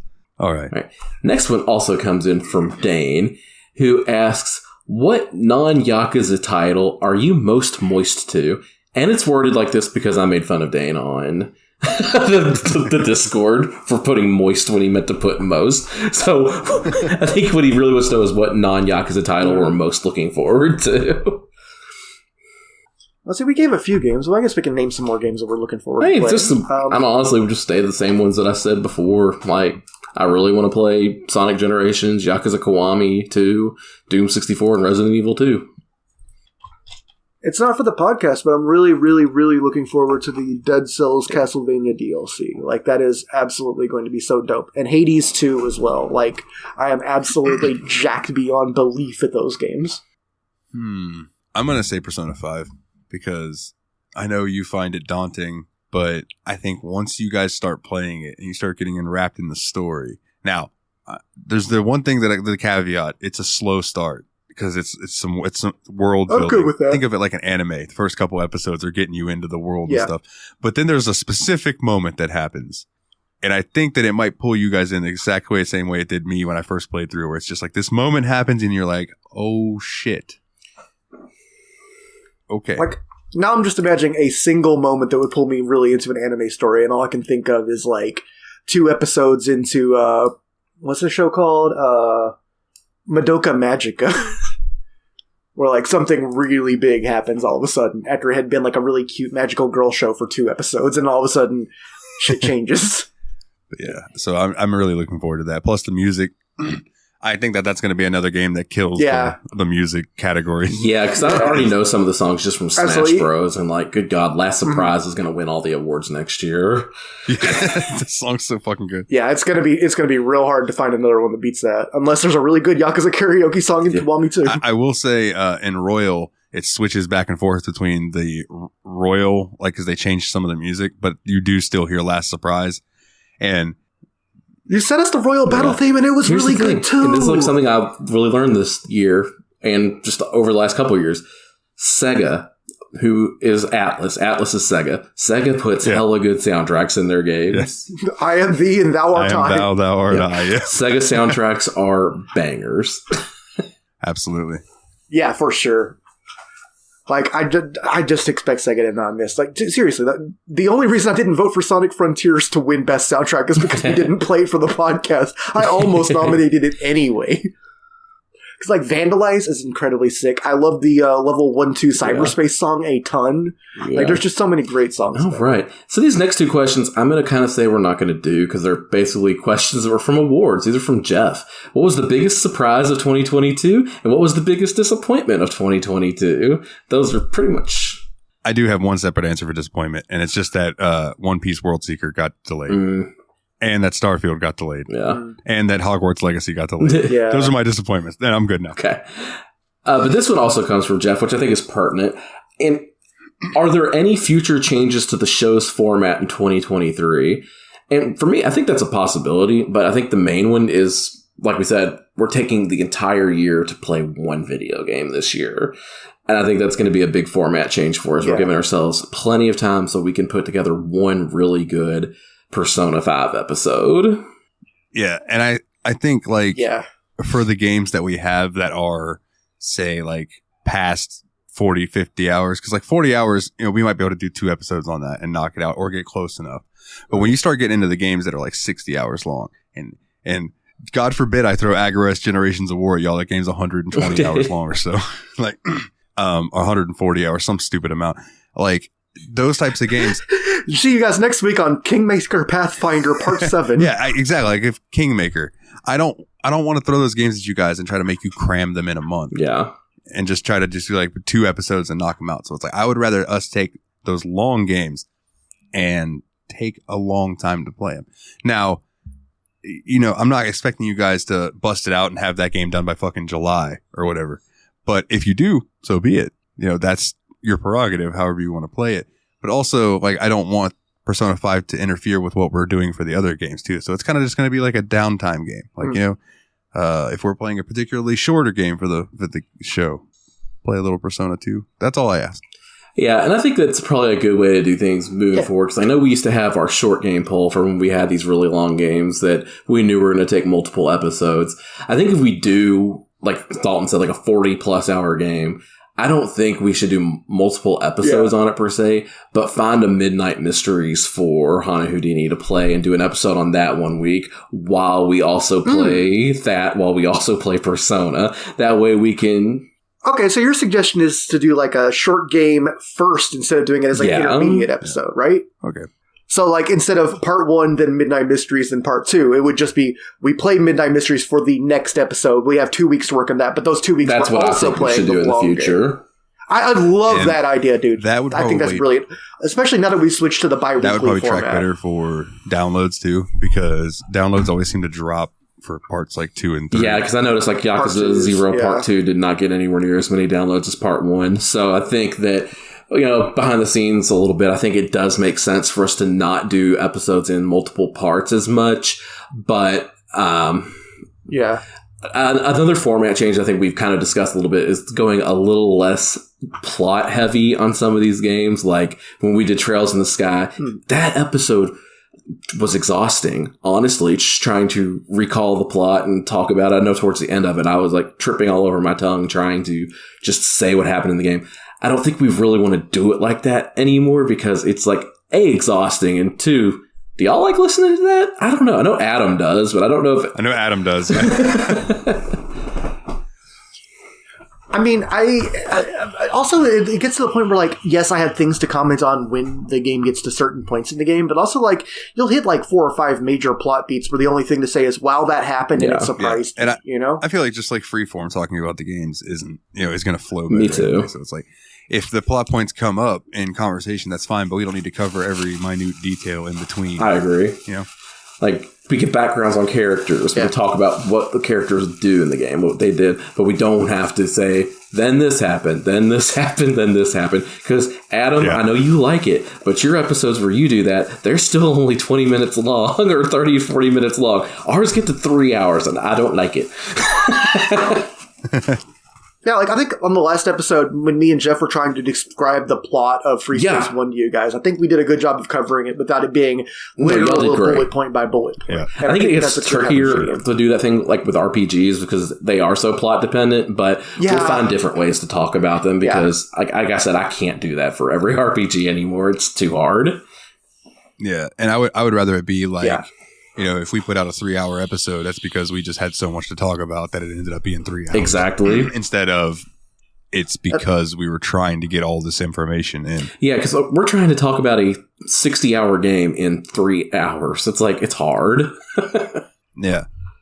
Yeah, and just trying to say everything that happens is even like major plot points get cut, let alone like the minor stuff, like the stuff that makes you feel these things about these characters in the first place. Like, I don't know how much telling you X character kills Y character means when you've just spent the last 10 minutes hearing about them instead of 9 hours playing with them, you know? Absolutely. Any other format changes y'all think of that we kind of talked about, or anything, Dalton, you might have had brewing in the brain? Well, I feel like since I've been on the show, I tried to push the show to having a little bit more of a structured format and all of that. And I think that, like, we have, like, the obligatory Wikipedia bullshit at the front of the show, and before that, the Patreon, and then, like, we have, like, the ending, the house cleaning and all that. And I think we've found a really nice happy medium between a really segment-based show versus a freeform show. And I think we're doing great. I actually wouldn't change very much, aside from, like Nate said, move a little bit away from plot summaries. But that's just something we consciously have to try to do, because we do tend to summarize shit really hard if we can help ourselves. It's not necessarily a format change, but I want to start throwing different kinds of games at y'all. For sure. Like, yeah, absolutely. I would love to try some different stuff. Like, we didn't play any, like, strategy games this year, for instance. We only played 2 RPGs, you know? Little things like that, you know? I mean, it's really easy for us to get into platformer and first-person shooter and all that. And the fact that we only played 2 RPGs, like, pains me. But I understand. Like, RPGs are typically long-ass games. But I think with that format thing that I suggested earlier, it makes it a little bit easier if we do a short game and an RPG. Like, you know what I mean? Yeah. So I think that'll help with that in the long run. Because, like, I would like to play more RPGs, too. So. Same. But I also, like... I think the format suggestion, that's a great suggestion for, like, 40-hour games. And then for games like Persona that are a million years long, like, I think what we're doing this year... I also think that it works out that we have this really, really long game. So if we do get another long game that we want to do, like, that way, we can just have, like, okay, this is our month off Persona or whatever. Yeah. Yeah, true. And then, but yeah, I mean, we've mentioned, like, we have not done a legitimate racing game for this show which is bonkers. I really want to. But the thing is, when it comes around to my host pick, I'm like, do I want to pick the racing game or do I want to make the boys play Sonic? Yeah, I know, man. And Sonic is a racing game. The internal struggle with me is always, do I throw this game at him? How long is it? Do I really want to throw that at him? Yeah. I don't know. Like, I get that. You know, so that's so with the way you're saying it, I won't feel as bad about doing that.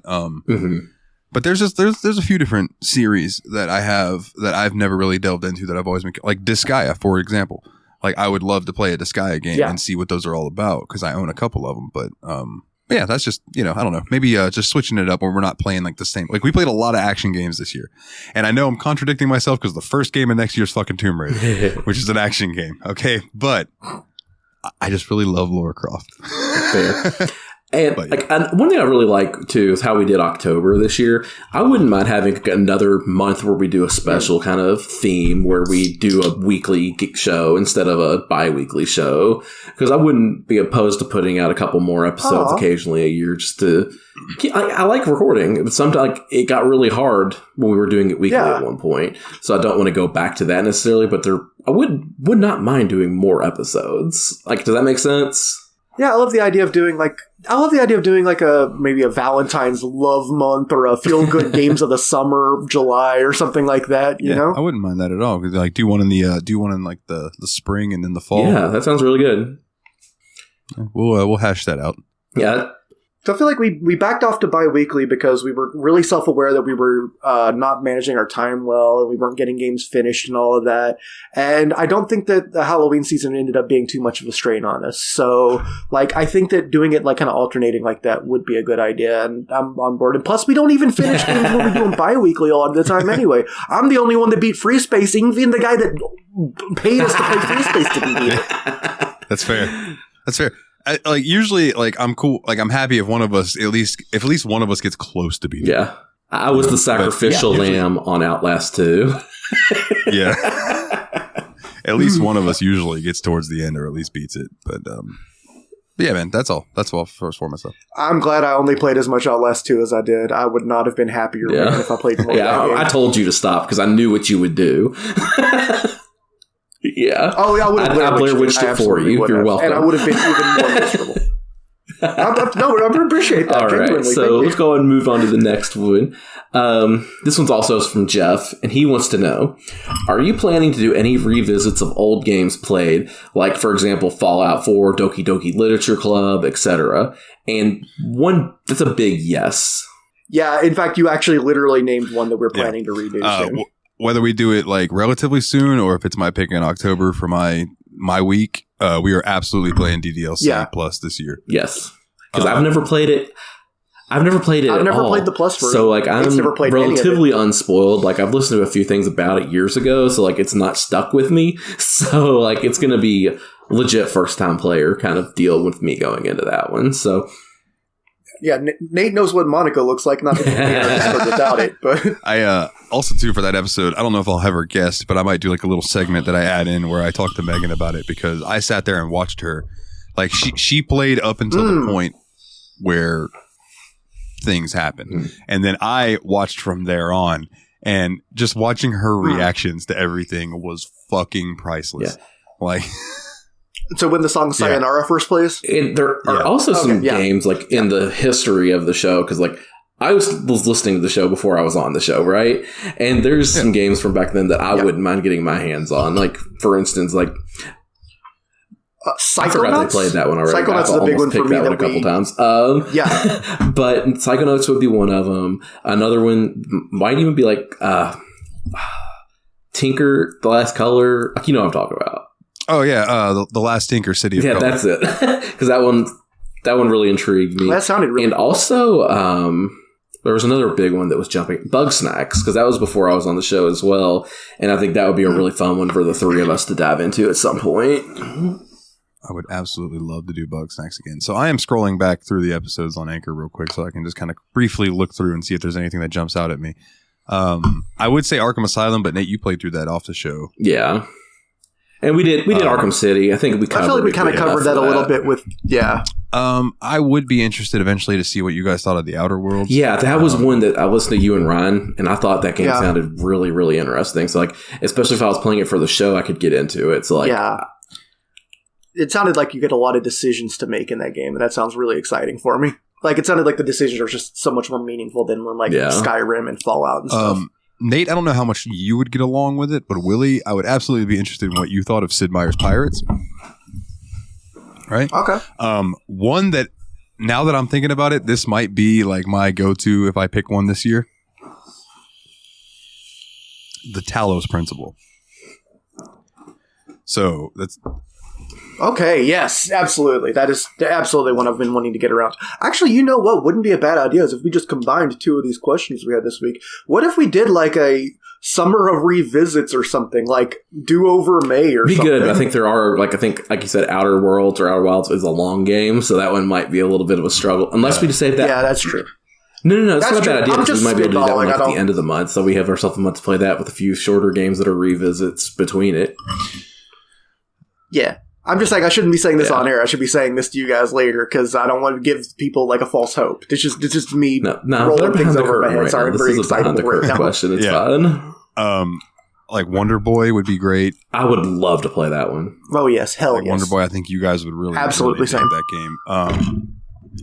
Yeah, I played the TurboGrafx version, but I never played the original or the PC remake. And the last one that jumps out to me is I would really like to go back and redo Far Cry 4 because that was one of the first episodes that was like left to me doing it by myself when I thought it was going to be me and Ryan, and it ended up being like 20 something minutes long. And I just feel like Far Cry 4 is a much better game than that and deserves more. Yeah.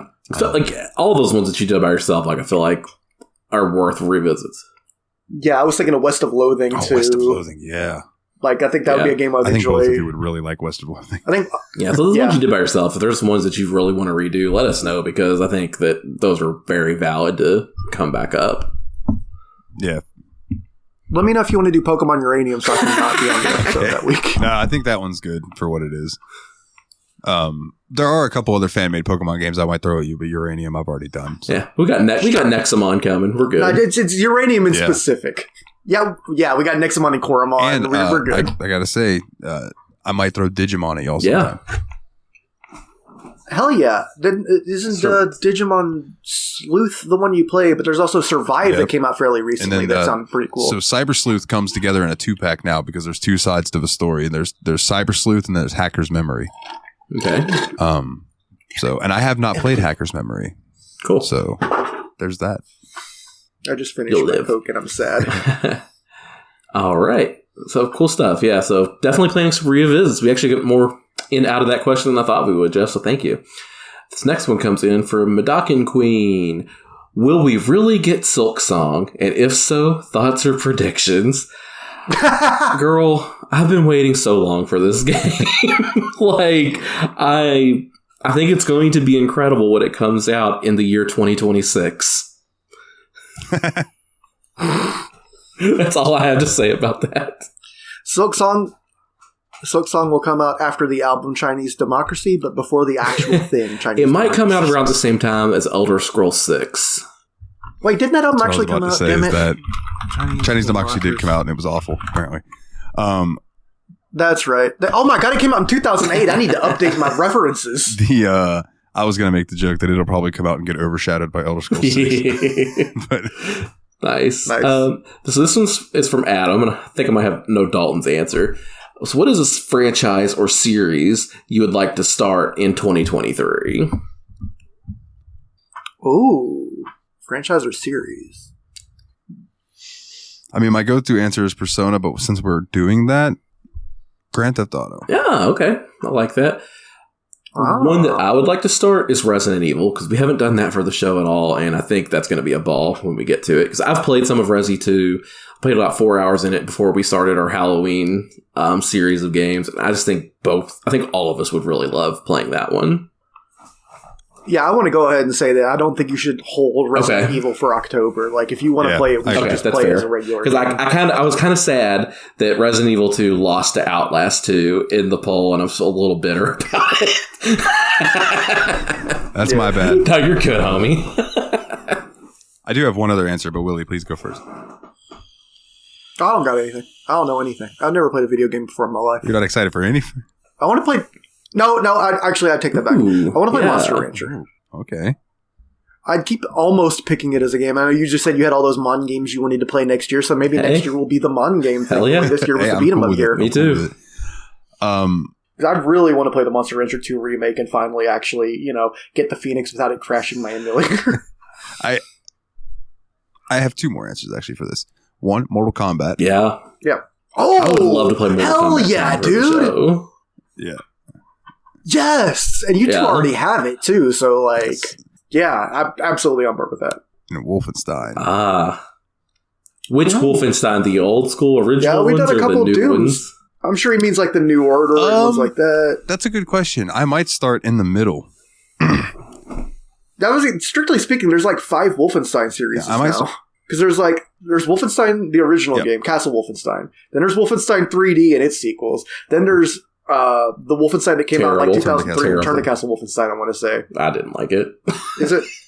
Oh, I loved that game. And then there was like the middle series, and there's the newest ones. And I'm like, there's like that many Wolfensteins now. Yeah, I want to play Return to Castle Wolfenstein, but I want to play the version that's on Steam. You know how Steam did the thing where you can download mods now? Yeah. Like through there, and they're actual like standalone games. There's one for Return to Castle Wolfenstein that's supposed to make it like way better. Okay. So I'd like to check that out. But yeah, I was referring to the new series. Okay. I don't remember what the first one was called. The New Blood. It was just called Wolfenstein, the one from 2009. No, that's the middle series. The new one is the New Colossus, right? New Blood, or Young Blood, or something like that. Young Blood was like a spin-off, not a spin-off, but it was about the daughters of BJ Blazkowicz. Oh, you're right. Yeah, I guess Wolfenstein 2, the New Colossus. The New Order. The new something. Okay, 2014, the New Order. Yeah, Wolfenstein. That's one. Just Wolfenstein. We'll figure it out. Wolfenstein. Edit it in post. Let's go. There's a lot of them. All right, cool. So then, as a follow-up, Adam asked this question, which is, what is a franchise or series you want to finish in 2023? Not going to happen in 2023, but good Lord, I'd like to make a stab at getting some more Yakuza. I would like to finish the Arkham trilogy. Oh, good nice. Choice. Yeah, I like that good a answer. lot. Good answer. Good answer. Oh, man. That's a fucking hard question for me. Batman's a good choice. Especially because there's only like 1 or 2 other games, if you count Origins. Yeah. And there's a new one coming out. I hope that one's better than Arkham Knights got received. Serious Sam. There's only a handful of them left. Okay. There's like at least 4 of them left. There's Siberian, and there's like 2 and 3 Oh, that's right. and Siberian 4. Mayhem did come out, didn't it? Yeah. Okay. Well then, yeah. Well, fuck it. Serious Sam. We'll play more Serious Sam. I'm happy with that. I had fun with it. It wasn't my favorite game of all time, but it did give me that itch for a really chaotic game. All right. So. And this one comes in from Madaki Queen, which is pretty funny. Piggybacking off of Adam, what's a series or franchise you want to resume in 2023? Yakuza. Trails in the Sky. Yeah. Yeah. Both Yakuza and Trails were my immediate first thoughts. I also would like to I know we just started playing it, but I'm probably going to have you guys play Free Space 2 by the end of 2023. Like, it might be my next host pick, even. Like, I'm already that hooked. I have another entry. Doom. I would like to play some more Doom. Yeah. Yes, absolutely. Holy shit. I still have never finished Doom 64. That's one of my... The only Dooms I've beaten... Yeah, hell yeah. Nate, I'm absolutely looking forward to you picking. The only Doom games I've ever beaten are 1, 2, 3, and Final. Both halves of Final. I've never beaten Doom 4 yet? I've never beaten Doom 20... No, I was going to start it over when you started it over, and it sounded really fun, but I wanted to start over on an easier difficulty because I got in a little over my head. It's worth it. You will love playing through it again. Play through I know 20... Like, you have plenty of time between now and the next time we record. Play some Doom. If I'm not playing Free Space, I'll probably play Doom or Doom or Doom. And Tomb Raider. And Tomb Raider, please. Tomb? All right. Tomb. Good stuff. And this one's from Jeff. Which game you played this year that had the best title theme? Oh, title theme. That's an interesting question. Yeah, Gotta look at our game list real quick. I didn't really think about this one, Jeff. Wait, it didn't say for the podcast, I'm right? leaning towards... He did not say... I am sure at some point this year I must have played Civilization 4, which has the single best piece of video game music ever composed. Baba Yetsu. You know what I think had the best title theme? Borderlands. Ain't no rest for the wicked. Borderlands had the Kajal song, right? Yeah. My answer for that is Crash Bandicoot. Yeah. Just that do do do do do do do do do do do. Yeah. Good answers. I want to say I think the harmonica song from Trails in the Sky was used on the title screen. I really like that song. That's a beautiful song. But all the music in Trails in the Sky is fucking gorgeous. All right, and we have one more question. This one is from Kana. What was the biggest surprise in gaming this year, whether it be a game that you enjoyed that surprised you or an announcement that came as a shock? I want to say me and Nathan were both live streaming it when we were watching the Game Awards, and both of us typed the phrase Castlevania-ass music at the same time when the DLC for Castlevania came up. And even then, that was only the number 2 Game Awards thing after the announcement of Hades that was 2. the biggest one for me, was definitely the Castlevania in Dead Cells, because Dead Cells is a game that I adore and love. And just like the fact that Castlevania is letting them license their characters and use it in Dead Cells, I'm just like, yes, please. There's already so many Castlevania references in the game. There's like literally a weapon called Valmont's Whip, which is named, after the Belmonts and their whip. And there's like Castlevania food choice where you can have it be like wall chicken and stuff. I think 2 announcements that surprised me were the Like a Dragon Ishin being released over here. Oh, yeah. But also the the fact that they're making a Dragon's Dogma 2. I love Dragon's Dogma, and that's another game I want to throw at you guys eventually. But yes, please. I thought that you almost did that a couple times this year. I very much did. But the fact that game kind of it was Capcom. It's an RPG made by Capcom, and it was kind of overshadowed by other games that came out at the time, much like Kingdoms of Amalur. And to me, it's really good, and it deserves more attention. And the fact that apparently it was big enough in Japan that there was an MMO over there, and now they're doing Dragon's Dogma 2, and I just hope that gets a Western release. And Dragon's Dogma was cool. I love the pawn system is a really cool idea. That you can even download pawns that other people have made to be like your sidekick. Yeah. That's so fun. And the other one that I'll say that actually just popped into my head too was the announcement that they finally were going to localize and release Trails of Azure and Trails of Zero, the Crossbell arc for Trails, because they were those were the 2 games.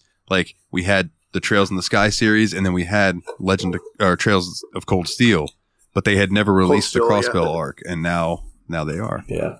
So. Hell yeah. That helps us for the podcast a lot too, because that means we're not going to have to find fan modded translations to get between the Trails in the Sky games and the Trails of Cold Steel games. Dude, it's going to get to a point though. I don't know if it's Crossbell or if it's Trails of Cold Steel, where those games start getting long, long. So it's going to be to the point where it's going to be all right, well, this year our year RPG is the Trails and Cold Steel 2 or whatever the fuck. But. Well, knowing how we ended up playing the game, those 2 weeks where we were just beating the hell out of it, we might end up finishing it by February of whatever year you end up picking it in. It draws us in like it did. Yeah. There is one other question that got added. But we can do it real quick. It's just from Kana. Thoughts on the Steam Deck? Do you have any thoughts on the Steam Deck? That one. I think it's really cool. I would like to have one. I'm not going to buy it because I don't play handheld games all that much anymore. 95% of the time when I'm playing my Switch, it's docked. It'd be cool to have, but I'm not going to buy one. I'm not going to pay for it just because I'm not going to use it as much as I use my PC. It's my understanding that the Steam Deck is the biggest advancement in Linux gaming since Wine came out for Linux. Wow. So, I'm really happy for Linux people for that. I think it's a really cool technology, and I think it's fantastic that there's an accessible gaming computer at that price point. I'm still probably not going to get one myself just because I'm satisfied with my current computer situation, but I love that it exists. Yeah, and I mean, I pretty much agree with both of you because, when I don't really handheld game. I always tell myself I'm going to play my PSP when I lay down in bed, and then I open it up and I play it for 10 minutes, and then I save and I shut it and I go to bed. Because usually I don't crawl in bed till I'm fucking tired. So I'm just Yeah. So, I mean, there's that, but it is a cool machine, and the possibility for emulation is what really draws me to it. But I've heard really good things about it as an emulation I'm just not sure I want to drop that kind of money on an emulation box. Yeah. When I'm sure that Team Retro can point us to plenty of cheaper, good emulation boxes.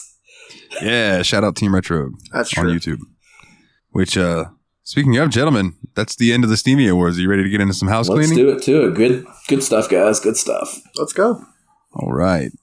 Wow, I feel really happy about the length of this recording, too. Like, I was really hoping that we would be wrapping up at about 1 a.m., and that's where we're at. Yeah, so if you would like to come join us over on the Discord, which I highly recommend, that's where all the good stuff happens. You can find us at bit.ly/TSMP Discord, all capital letters. If you'd like to check out the website, bit.ly/The Steam Machine Podcast, capitalized phonetically. It's a little behind. Sorry about that. If you want to support the show, which would mean a lot to us, patreon.com/The Steam Machine Podcast, all lowercase. And if you donate $10 or more, you can donate $1 a month. You get all your stuff early and ad free and all that jazz. But if you donate $10 or more a month, you can get your name read out on each and every episode, like these wonderful people: Nate Sir Cogsworth, the 7th of Juniper, Jeff, the original expendable, Mr. Syllables, old Jeffy Lube himself, Eraser Adam. Shout out to his podcast, Revival and Extinction. James, the Steam Machine Hall, Monitor Hall, and Team Retro. Check him out on YouTube. Also, if you would like to leave us a 5-star review wherever you listen, that would be absolutely wonderful. It helps us a lot in the algorithm. If you want to get a shirt, tsmpproductions.threadless.com. And if you would like to check out the music that I make, that you can hear at the beginning of each and every episode and the end of each and every episode, nilethenightmare.bandcamp.com. Again, I'm going to say this one more time. Update on the Fantasy League. I won. Okay. Is there anything you guys would like to plug this week? Play Pokemon Happy games. New Year. Play little chompy boys with one brain cell like Totodile or Fuecoco. Nate's been just cuddling this Totodile or whatever. My Totodile's over there somewhere. It's a good Pokemon. They're hanging out with It has Pancham. one brain cell. That's all it needs. He very cute. Well, on that note then, gentlemen, Happy New Year. See you guys next time for some Tomb Raider. Yeah. And we hope you enjoyed the Steamy Awards. Thank you for joining us. Thank you for listening this year. And here's to many more wonderful years of the Steam Machine Podcast. Boys, thank you for coming along on the ride. I appreciate it. It's been a trip, And as always, everyone, take it easy.